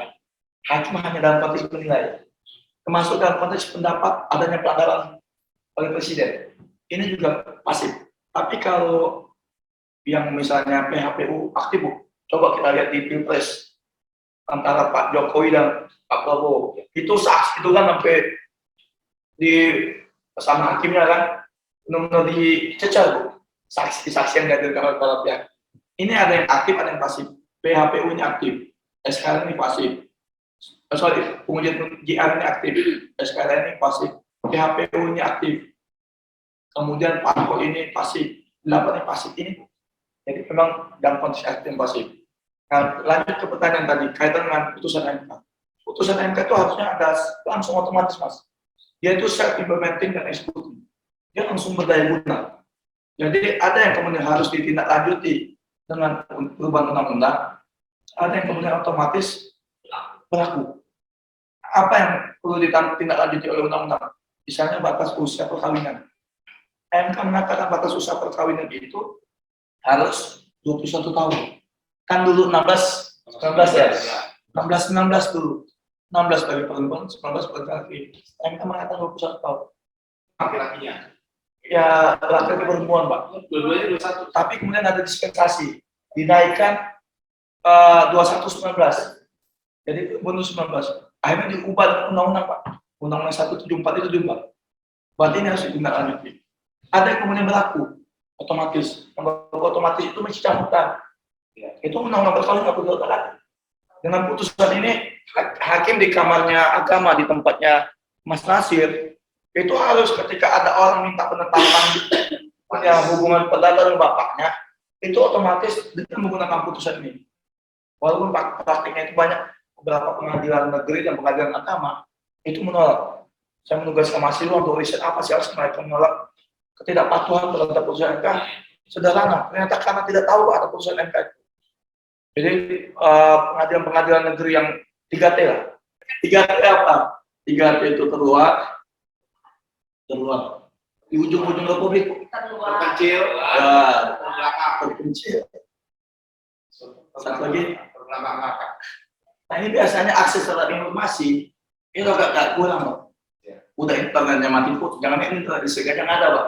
Gimana mau internet? Nah, riset mahasiswa saya mengatakan ada beberapa pengadilan di tempat 3T ini. Ketika ada permohonan, saya bilang memang ada permohonan orang mau minta hubungan perdata dengan bapak, ternyata ada, Pak. Justru tempat-tempat begini ini banyak, Pak, anak luar kawinnya. Apalagi di suku-suku tertentu, daerah Sulawesi Utara misalnya. Karena udah kultur, Pak, yang namanya kumpul-kumpul itu udah biasa. Banyak pos ya, Pak. 1, pos 2, pos 3, pos 4. Pasti mending, Pak, pos itu misalnya nikah agama enggak, Pak. Berarti udah kumpul-kumpul, udah anak pinak, Pak. Jadi tempat transit tadi. Nah, ini makanya tadi putusan MK itu ada yang self-implementing, yang berlaku efektif tanpa ada perubahan undang-undang, tapi ada yang harus di undang-undang migas, pembubaran BP migas itu harus dieksekusinya undang-undang, Pak. Atau yang batas usia perkawinan itu masuk undang-undang, Pak. Tapi DNA itu apa perlu?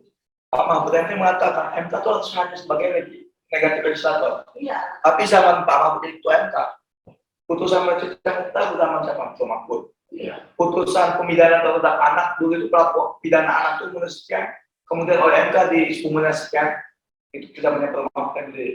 Kemudian perluasan terhadap banyak. Jadi zamannya Pak Mahfud MD sebagai ketua MK itu justru paling banyak positif legislatornya. Itu saya kritik ketika saya beliau di IRC. Kan iya, Itu kan karena nyari yang populis. ya biasa Pak dunia Dia berjalan. jelekin lagi. Yang seyogyanya itu seperti apa? Apakah harus Iya. ada eksekusi lagi, kerja lagi, jangan sampai kesana saja. Jadi sampaikan Iya.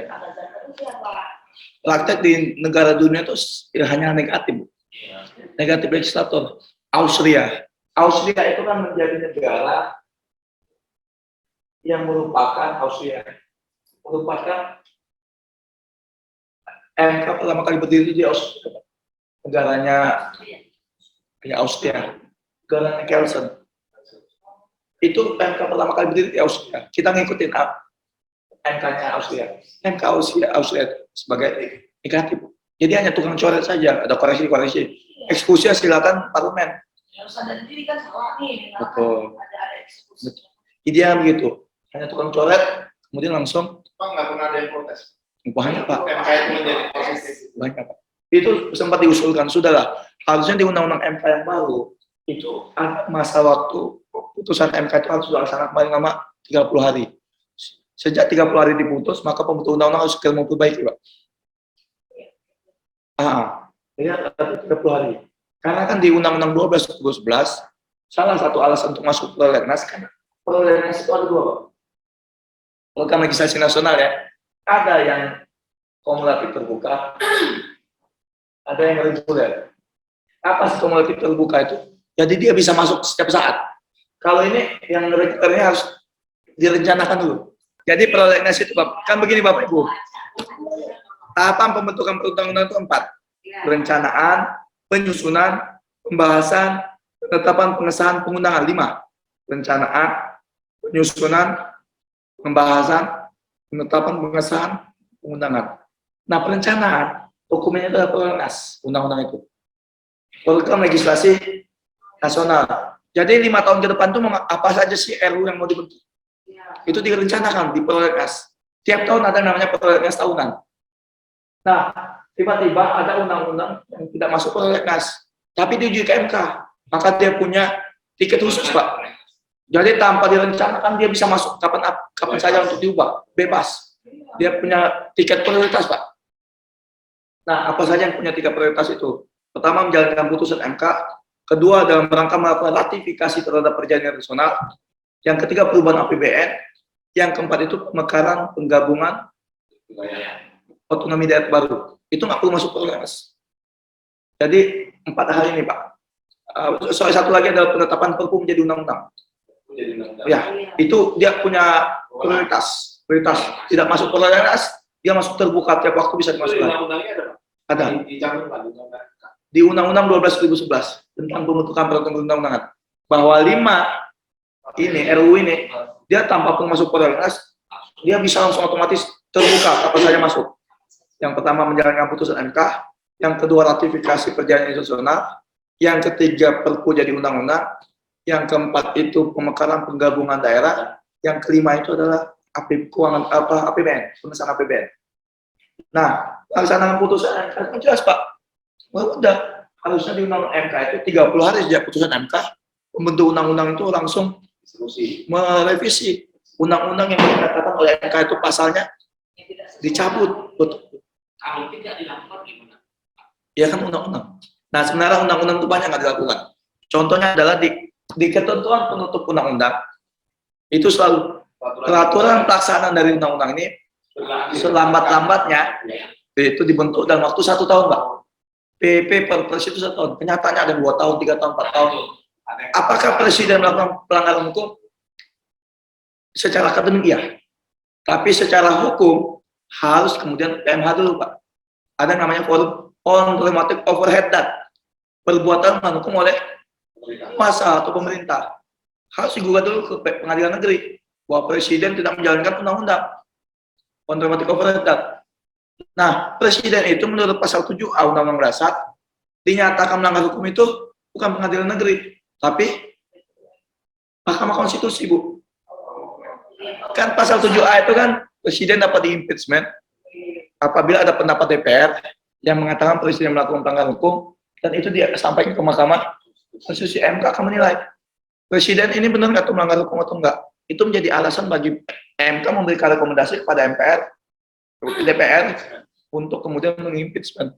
Oh, contohnya juga undang-undang ASN itu ya, Pak? Nah, bisa saja, Pak. Jadi presiden itu sering Pak digugat di PT UN. Automatic overhead that. Sering, Pak. Sering sekali. Tapi ke MK belum pernah. Kaitan dengan, karena bedanya antara PT UN dengan MK adalah, kalau PT UN itu pasal 13 5 KUH Perdata, bahwa ya tugas presiden memulihkan kerugian. Kan bunyi pasal 13 5 itu apa, Pak? KUH Perdata. Setiap orang yang mengakibatkan kerugian bagi orang lain, dia harus memulihkan kerugian. Jadi target dari orang menggugat presiden itu 1365 agar presiden mengembalikan kerugiannya baik materi maupun imaterial. Ke MK itu kerugian pasal 7A agar presiden di-impeachment, diberhentikan dalam masa jabatannya. Jadi tergantung kita kalau mau impeachment ya MK.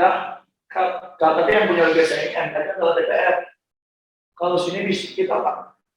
Ya jadi presiden tuh sering digugat ke PT UN. Omnibus Law. Sekarang masuk kepada undang-undang 3 sebagai salah satu metodenya. Nah, Ini loh. syarat apa suatu materi peraturan undang-undangan ya atau syarat untuk penggunaan metode Omnibus Law Apakah materi-materi yang tercecer dalam berbagai undang-undang itu dengan syariat itu harus ada keterkaitan materinya, sehingga belum diubah dalam satu undang-undang atau ada keterkaitan. Karena apa? Kalau ada keterkaitan, oke lah. Konsepnya adalah apakah nanti inline dengan ajas-ajas yang ada dalam peraturan undang-undang induknya gitu, Pak. Kita buka saja di Undang-Undang P3, Pak. Ya. 15. 2019 itu, Pak. Bukan, Undang-Undang 13 2002. Hey. Sudah 2 kali, Bu. Ya. 12 2011 diubah oleh 15 2019, diubah ini 13 2022. Baru 13. 13. Sudah dua kali. Iya, ubah. Nah, jadi pertanyaan dari Pak Najat tadi itu sudah terjawab, Pak. Di undang-undang itu, pertanyaan dari Pak Nasar tadi itu dijawab, Pak, sudah. Itu, Pak. Jadi omnibus itu dia keterkaitan atau sesuai kebutuhan hukum, Pak. Nah, berarti tidak harus ada keterkaitan. Ya, cipta kerja itu banyak nggak terkait, Pak. Cipta kerja itu harusnya paling nggak undang-undang naker, Pak. Itu terkait kan, jelas cipta kerja kan. Ya. Apalagi Kesehatan. undang-undang yang terkait UMKM misalnya. Ini terkait banyak, Pak, terkait. Tapi coba apa kaitan dengan undang cipta kerja dengan undang-undang administrasi pemerintahan, undang-undang Pemda? Ini juga kan oleh undang-undang cipta kerja diubah, Pak. Padahal apa sih kaitan dengan administrasi pemerintahan? Nah, ini jelas cipta kerja itu privat, Pak, kaitan dengan tenaga kerja. Tapi kok ada undang-undang administrasi pemerintahan dan undang-undang Pemda? Masuk. Jadi di undang-undang cipta kerja 79 itu salah duanya adalah undang-undang administrasi pemerintahan, undang-undang Pemda. Kalau undang-undang kehutanan, kesehatan, bisa lah. Tapi kalau administrasi pemerintahan, ini menyangkut pada administrasi, Pak. Ternyata di sini ada yang diubah dalam SLA, Service Level Agreement, yang tadinya 10 hari, positif, sekarang jadi 5 hari. Pejabat, kalau ada orang, perusahaan yang ngurus izin, dalam waktu 5 hari nggak tahu terbit, maka 5 hari langsung izinnya terbit, tanpa harus ke PT UN lagi. Istilahnya apa, Pak? Positif. Fiktif positif. Dulu kan 10 hari. Dulu 10 hari dianggap dikabulkan, tapi dia harus ke pengadilan tata usaha negara dulu. Dia minta gugatan PT UN bahwa sekarang nggak dicipta kerja. 5 hari kau, Pak Kepala Dinas, Kepala DPM BTSP, BKPM, kau 5 hari nggak terbitin permohonan rakyat, itu langsung OSS, online single submission, terbitin SK-nya. Langsung betul. Artinya ini ada kemajuan. Jangan mau berhambat rakyat lah. Kalau rakyat mau bikin usaha, rakyat mau ngurus izin, jangan kau sulit. Sepanjang dia lengkap, 5 hari harus terbit barang itu. 5 hari nggak kau terbit gara-gara kau umroh misalnya, lupa kau buka laptop, mesin langsung otomatis. Dan mesin ini tiap hari reminder, H-4, izin belum terbit, masuk ke notifikasi dari orang yang memegang adminnya. Yang penting syaratnya dia lengkap. Lengkap, jangan cek Nah, ini bagian dari jadinya juga terlalu kaku. Kalau sistem proses itu ada kekurangan sedikit. Betul. Ini dalam rangka memberikan kemudahan berusaha. Kalau dulu kan, aduh Pak, ya jangan 5 hari, 5 bulan, 5 tahun kadang. Itu pun kira-kira bantulah Bang. Nanti kita ngopi-ngopi bareng Pak. Nanti ada donasi Bang. Donasi bahasanya kan. Kita kasih donasi lah gitu. Berarti masih ada kalau tadi diuraikan, ada benang merahnya dengan cipta kerja dan kaitan. Betul. Ini keterkaitan. Kalau ini sesuai kebutuhan. Karena ini harus diperkuat, maka ini dibutuhkan, Pak, untuk diubah juga. Kalau terkait jelaskan ini terkait dengan penciptaan lapangan kerja. Kaitan. Ini ya untuk ini spot, tapi dibutuhkan. Undang-undang Pemda misalnya. Apa urusan Pemda dengan cipta kerja misalnya? Betul. Tapi di sini diatur bahwa misalnya Pemda, gubernur, bupati, wali kota bisa dikenal sanksi Kalau dia agak-agak nggak jelas, terus kemudian berusaha, bisa dikasih sanksi. Nah ini udah dijawab Pak. Awalnya itu hanya keterkaitan. Awalnya keterkaitan. Karena omnibus law di negara-negara luar itu yang memang relate to Pak, dealing to atau relate to itu kan hanya terkait Pak. Dealing itu kan ngedil langsung atau relate. Betul. Kemudian ini salah satu usulan ini saya mengusulkan Pak. Saya bilang di rapat di Kemenko Perekonomian hanya terkait, tapi yang butuh pun seperti dua undang-undang ini nggak terkait tapi dibutuhkan diubah. Jadi pasal-pasal yang saya usulkan pasal 64 ini rumusan saya Pak. Jadi ada jejak kita juga Pak di undang-undang ini Pak. Ini usulan kita. Kemudian ini pasal 64 ini, kemudian apa lagi usulan kita itu? Pasal 97, pasal 9 ini ada jejak-jejak digital kita di Undang-Undang 11 Undang-Undang 13 2022 ini. Itu kira-kira Pak. Kalau gitu, ya. ada konsekuensinya kalau peraturan undang yang dilakukan perubahan oleh metode omnibus law itu tidak hanya keterkaitan, tapi ada juga kebutuhan. Bisa jadi ke depan penggunaan metode omnibus law itu akan lebih dikedepankan karena lebih efisien dari segi waktu, kemudian jumlahnya bisa sekitar satu peraturan. Betul Pak. Ini contoh konkret. Ada PP 23 tahun 2021 Pak. Ini merupakan pelaksanaan dari Undang-Undang Cipta Kerja. Oh iya, PP-nya itu ada 79 PP Bu. Nah PP ini Bapak Ibu,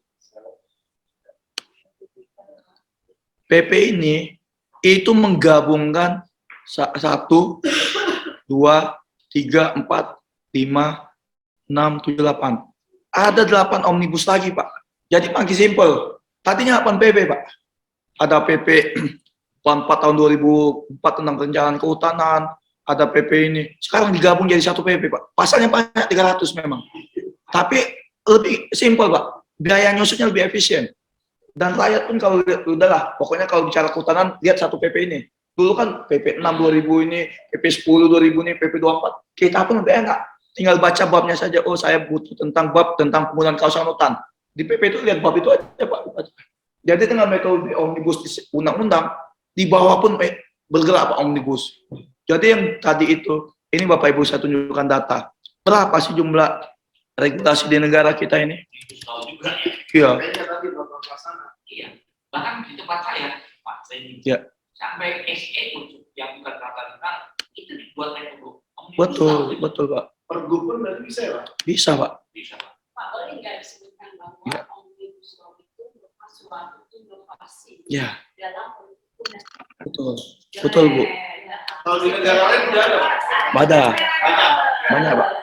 Pertama kali omnibus law itu negara mana Pak? Catatan saya Amerika Pak. Tahun 1788. Ya omnibus law. Tapi Pak, bacanya dengan metode struktur Agak susah memang. agak susah. Idealnya kan saya biasa baca peraturan gitu. Agak susah Pak. Dengan metode harus cari di mana, mana. Makanya betul.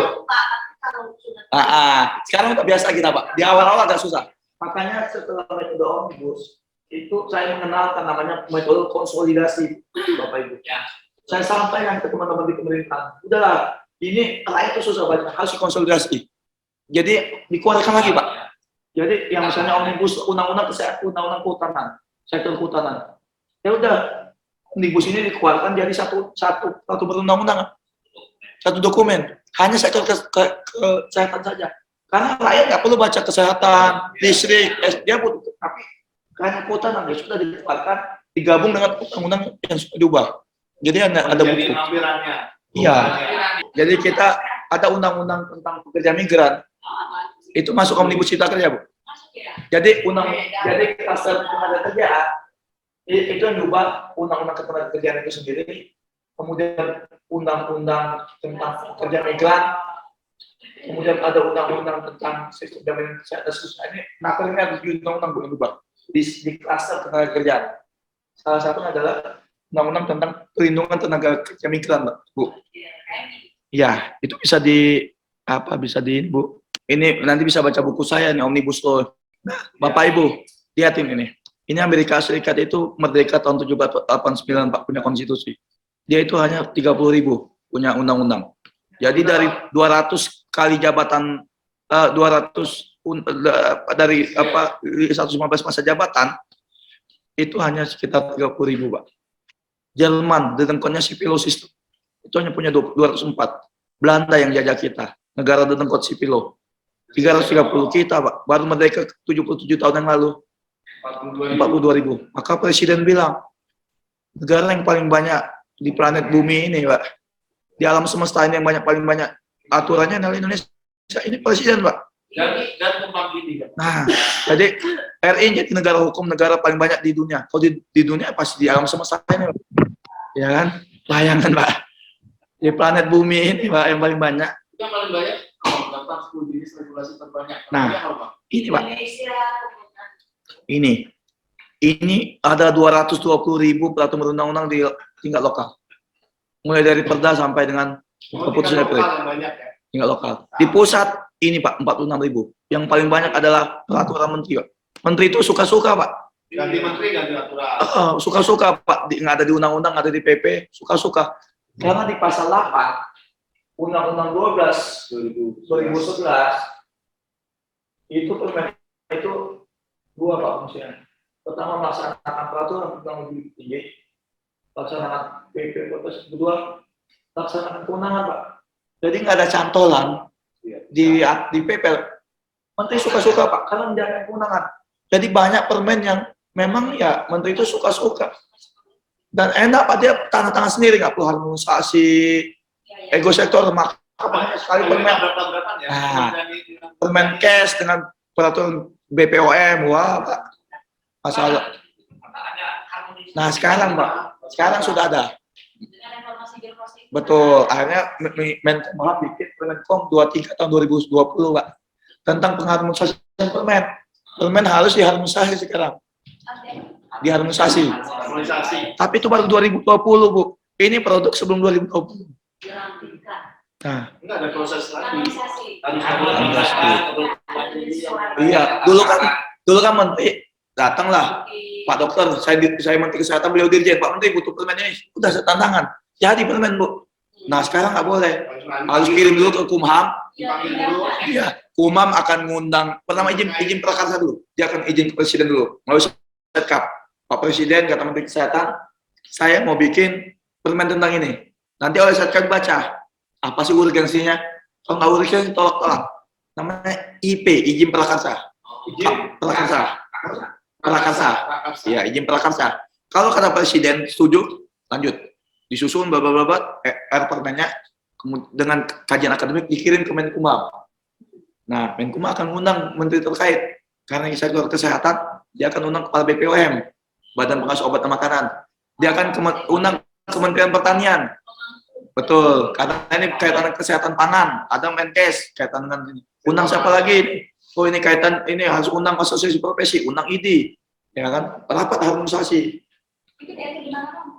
Di Permenkumham 23 2020 Bu.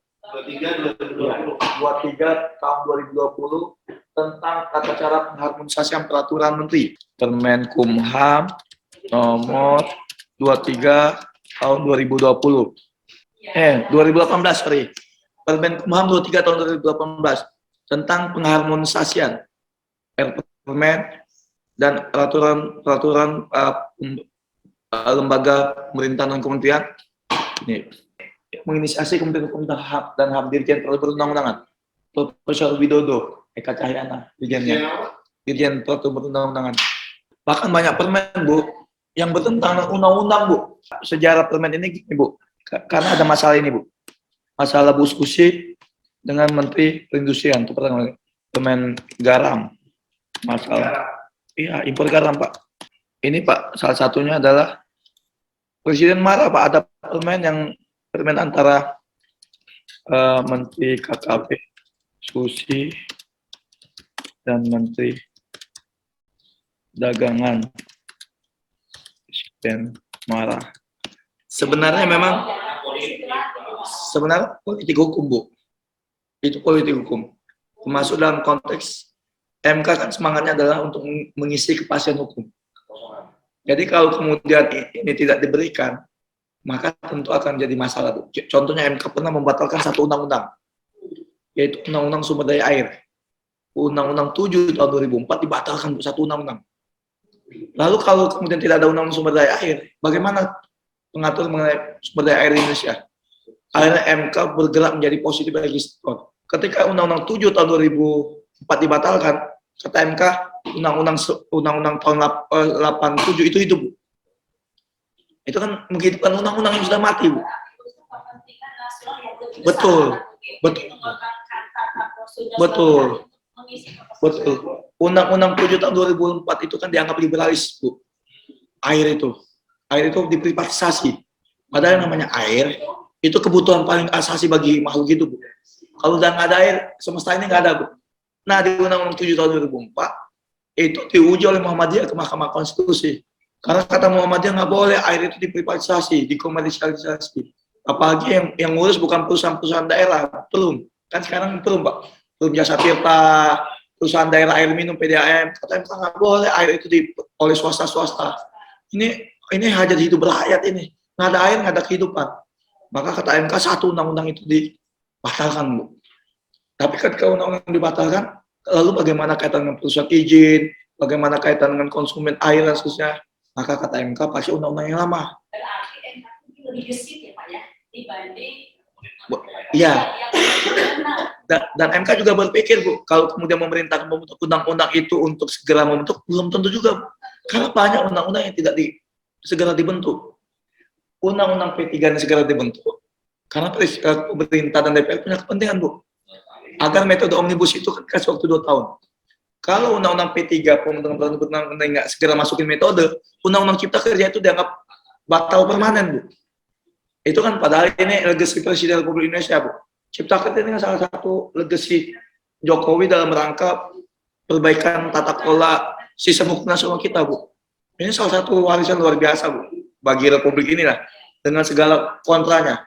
Tapi semangat kebangsaan ini luar biasa. Itu yang kemudian ya MK dalam konteks tadi itu harusnya nggak boleh, Bu. Tapi kemudian dia ya memilih kemanfaatan. Kan kita sudah belajar teori Gustav Rothbard, Bu. Udah ingat kan, masih ingat kan? Gustav Rothbard. Apa sih tujuan hukum? Yang pertama adalah pasien hukum. Yang kedua kemanfaatan. Yang ketiga keadilan. Nah, kata Gustav, apabila terjadi perbenturan antara keadilan, kemanfaatan, dan pasien hukum, Spannung Verhältnis, bahasa Jerman itu, kata si Gustav, kau harus pilih keadilan. Kalau undang-undang yang pasal-pasal teks saja, ketika dianggap tidak sesuai dengan keadilan, maka ya sudah. MK sebagai positif legislator itu melanggar kepastian hukum. Tapi karena keadilan kemanfaatan.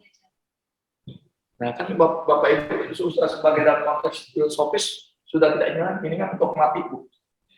Nah, kita berpikir tidak hanya bicara kepastian hukum, tapi kepastian hukum yang bermanfaat dan adil. Itu bahasa kita sekarang. Jadi yang kita kejar adalah tidak hanya kepastian hukum, tapi kepastian hukum yang bermanfaat dan adil. Harus kita kan, Pak, harus bermanfaat dan adil. Kalau hanya kepastian hukum tak memberi manfaat dan memberi adil, pada gunanya, Bu, hukum itu harus bermanfaat dan berkeadilan. Namun nanti itu Pak akan dipresiden kembali bahwa MK boleh memutuskan seperti yang itu kemarin waktu kita kan dia kasih waktu 2 tahun gitu. Oke, barangkali kalau bahkan kasar berarti mengakomodir kepentingan pemerintah, ingin pemerintah. Betul. Ini dengan cara mengatur kepentingan masyarakat banyak. Iya.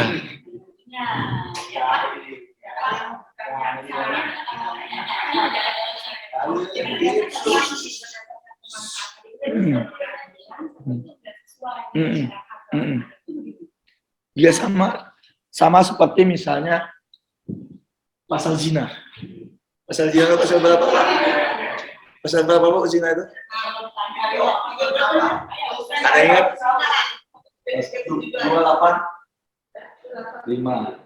28 adalah perkosaan. Nah, ini kepastian hukum. Tapi dalam konteks apa hukum yang hidup di masyarakat di Bro, ini melanggar asas keadilan kemanfaatan, Bu. Zina. Itu punya anak, anaknya perempuan. Si X ibu cewek ini kawin dengan si Z, padahal dia zina sama si A. Anak ini walinya gimana nih, Bu? Haram hukumnya bagi bapak. Haram. Rusaknya tidak hanya sistem perkawinan, waris rusak. Warisnya nanti gimana? Dia nggak punya waris, Bu. Karena ini bukan bapak biologis. Siapa yang mau ngawinin? Ini kan rusak sistem tatanan ini. Melanggar kemanfaatan, melanggar keadilan. Ya. Jadi ya kepastian hukum ini ya harus ngalah dengan keadilan kemanfaatan. Jadi Gustav Boy itu mengatakan ketika terjadi benturan antara kepastian hukum dan keadilan maka keadilan. Baik, maka sekarang itu dikenal dengan restoratif justice. Banyak sekarang jaksa-jaksa itu yang paling handphone gara-gara buat makan. Itu kan harusnya dalam konteks kepastian hukum pasal pencurian jelas. Setiap orang yang mengambil sebagian atas barang orang lain tanpa hak dikenakan pasal jelas, dia nyuri handphone. Kalau kita pakai kacamata kuda, masuk penjara orang itu. Tapi keadilan, oh ini orang mencuri karena buat anaknya bayaran anak sekolah, atau handphonenya dipakai buat anaknya nge-zoom, buat sekolah online, handphone yang dia curi. Kalau mau pidana orang penjara, dia curi handphone harga berapa? 3 juta. Misalnya. Tapi dia di penjara 6 bulan. Dia 1 hari di penjara itu biayanya 50.000. 50.000 dikali 3 dikali 6 berapa, Pak? 110 hari ya? 110 hari kali 50. 50.000 berapa? 6 juta? Ya. Sudah 6 juta, Pak. Masih makan si pencuri ini di penjara. Pagi, siang, sore, 6 juta. Belum negara harus bangun penjara lagi. Karena kalau nangkep yang juri ini, over capacity. APBN uang dari kita nih. SPP segala macam, karena kan ada pajak segala melalui laptop. Itu dipakai oleh negara buat bangun penjara, Pak. Karena over capacity. Tangkapin penjara, Bapak yang curi-curi handphone ini. Bangun penjara. Kerut lagi sipir. PNS itu digaji oleh negara. Tak bermanfaat, tuh, tak masukin orang penjara gara-gara nyuri itu nggak bermanfaat. Kecuali tipikor, Pak. Kalau nyuri cuma 300.000, 15. Wah, mendingan udahlah, kau minta maaf, selesai, berjanji tidak akan mengulangi, taubatan nasuha lah, mengakui kesalahan, berjanji tidak akan mengulangi, dan minta ampun pada Tuhan, selesai kau. Kan rugi, Pak, negara menjarain orang-orang gara-gara cuma. Ya, kecuali kita sudah menjadi negara yang maju, yang makmur. Ya. Negara maju itu tutup, Bu, penjaranya. Ya. Orang nyuri, nggak masuk penjara, Bu. Suruh bersihin WC umum, tiap hari dia datang ke bandara, bersihin WC, nyikat-nyikat, nggak perlu dibayar negara. Makanya di Swedia, Bu, betul, penjaranya tutup, Bu. Itu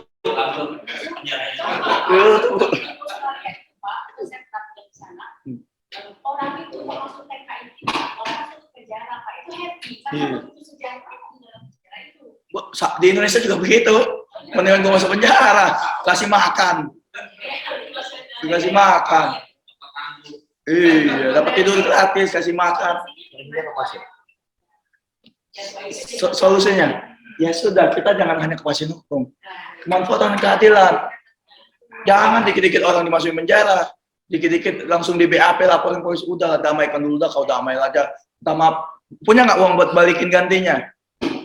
Ya udah minta sama saudara-saudara mulai daripada masuk penjara kan, kita ada saudara, bukan kita, orang ada saudaranya masuk penjara nyuri handphone, maulah iuran patungan daripada dia masuk penjara kan, udah balikin aja yang punya, kau bertobat. Tapi kalau udah 2 kali dia masih mencuri, udah selesai ini, artinya dia mengulangi lagi, Bu. Dia sudah diampuni, ada restitusi, masih mengulangi kejahatan. Oh ini nggak boleh, udah watak ini pencuri, ini kriminal, bukan buat beli handphone buat zoom anaknya ini. Nah itu, kita kan enggak, Bu, dikit-dikit laporan polisi. Makanya saya sampaikan ke anak-anak mahasiswa saat kalian jadi pengacara itu, jangan hanya berpikir surat kuasa dapat duit, Sekarang ada mediasi, selesaikan mediasi aja. Kita betul Bu, sila 4 kita jelas Bu, permusyawaratan Bu. Orang di zaman di nenek-nenek moyang kita, Bapak Ibu, kalau ada masalah di kampung-kampung tuh dikumpulin ketua adat lah, didamai lah gimana. Betul Bu, itu kultur negara kita tuh negara yang harmonis. Kalau ada apa-apa musyawarah, nggak dikit-dikit bikin LP Bu, dikit-dikit LP, laporan polisi, LP, dan setiap perkara itu penyidik itu 25 juta misalnya satu perkara. Itu APBN juga Pak, buat dari penyidikan, BAP, kemudian interview saksi, itu juga duit Bu, 25 juta per perkara misalnya. Yang dicuri cuma 3 juta. Nggak bermanfaat sama sekali, nangkepin pencuri-pencuri yang karena kemiskinan, kebodohan, karena kelaparan. Kalau itu Pak Adi, Ya. Kalau begitu, kenapa selalu dibuat undang-undang, buat dalam aturan hukum? Nah, padahal hukum itu salah satu norma. betul. Padahal norma itu tidak hanya norma hukum, ada norma susila, ada norma agama, norma kesopanan. Artinya bahwa problem sosial di masyarakat itu tidak hanya diselesaikan secara norma hukum, tapi juga mengembangkan norma yang berlaku masyarakat, norma agama dikembangkan, norma studi terbuka, norma kesopanan juga, sehingga akan membantu beban negara dalam hal penyelesaian sengketa. Kenapa? Ada solusi norma yang selain itu tadi. Betul. Dan itu dinormalkan Pak oleh Mahkamah Agung, ada Perma 1 tahun 2016 tentang penyelesaian dengan jalur mediasi. Jadi janganlah, pengadilan juga capek Pak, setiap perkara itu numpuk Pak, puluhan ribu di Mahkamah Agung. Jangan kau dikit-dikit gugat pengadilan, selesaikan dulu melalui mediasi. Ya, tinggal ke pengadilan nanti diketok, bikin akte perdamaian, penetapan akte. Pengadilan juga mabuk Pak. Jaksa Agung bikin peraturan. Betul, kalau saya tidak jadi kita perlu bertanya, kekerasan dalam rumah tangga ini kan dibuat undang-undang ya KDRT. Kalau saya, setiap rumah tangga ada problem. Kalau soal kemanusiaan memang susah Pak, restoratif justice Pak. Kalau sudah bicara mengenai kemanusiaan, ya kekerasan fisik, membunuh, itu kalau RJ agak sulit. Karena itu ada nestapa Pak yang diberikan pada orang lain. Misalnya pembunuhan gitu kan. Ini bicara mengenai kemanusiaan. Jadi restoratif justice itu ya pilih-pilih juga. Jadi kalau suka bicara menyangkut KDRT misalnya, ya ini kan punya dampak psikologis, nah ini juga pilih-pilih Pak. Itu dalam konteks restoratif justice. Tapi kalau yang tadi misalnya yang tindak pidana ringan, miring gitu kan, oke lah. Dan ini dimasukkan ke undang-undang CK Pak. Di undang-undang CK itu nggak dikit-dikit pidana. Banyak pasal pidana di 79 undang-undang itu diubah. Jangan dikit-dikit kau pidana. Kau kasih sanksi administrasi dulu. Itu pelaku usaha yang bandel-bandel, kau ingatin dulu lah. SP1, SP2, SP3, masih dia bandel, tempat usahanya di stop dulu. Masih bandel, didenda. Kau denda, ada penerimaan negara Pak. Kau denda 200 miliar. Masuk Pak barang itu, penerimaan negara. Masuk penjara dia. Negara malah begini Pak. Kau masuk penjara. Makanya lebih baik denda. Denda kan negara dapat duit. Denda administratif. Nah itu undang-undang cipta kerja. Jadi undang-undang cipta kerja itu adalah dekriminalisasi. 79 undang-undang yang mengatur mengenai ketentuan pidana itu dianggap ultimum remedium. Premiumnya adalah administrasi dulu. Denda administrasi Pak. Izin dicabut. Orang kalau izin dicabut sudah mabuk Pak. Ya kan? Kalau penjara paling kepala pimpro, manajer, direksinya kipas-kipas Pak. Udahlah ini kepala proyek aja masuk penjara kan. Sama orang lapangan. Betul. Kalau dia didenda Pak, bangkrut dia kan. Mendingan dia ya udahlah nggak mau ngelakukan kesalahan atau kemudian dia izinnya cabut. Kapok Pak. Kalau masuk penjara paling pimpro Pak. Sekelas manajer gitu. Sekelas pekerja lapangan masuk. Nanti anak istri kau kita digaji bulanan dengan gaji manajer. Itu saya kira Bapak Ibu ini diskusi menarik. Kita akhiri kuliah kita hari ini. Baik, terima kasih Bapak Ibu, baik yang offline maupun yang di Zoom. Mudah-mudahan yang di Zoom Pak saya sama untuk mendapatkan informasi. Maaf kalau ada yang tidak berkenan, kita lanjut lagi ketemu di hari Sabtu minggu depan. Terima kasih. Assalamualaikum warahmatullahi wabarakatuh. Selamat sore. Baik. Sore, Pak. Terima kasih. Selamat sore, Pak.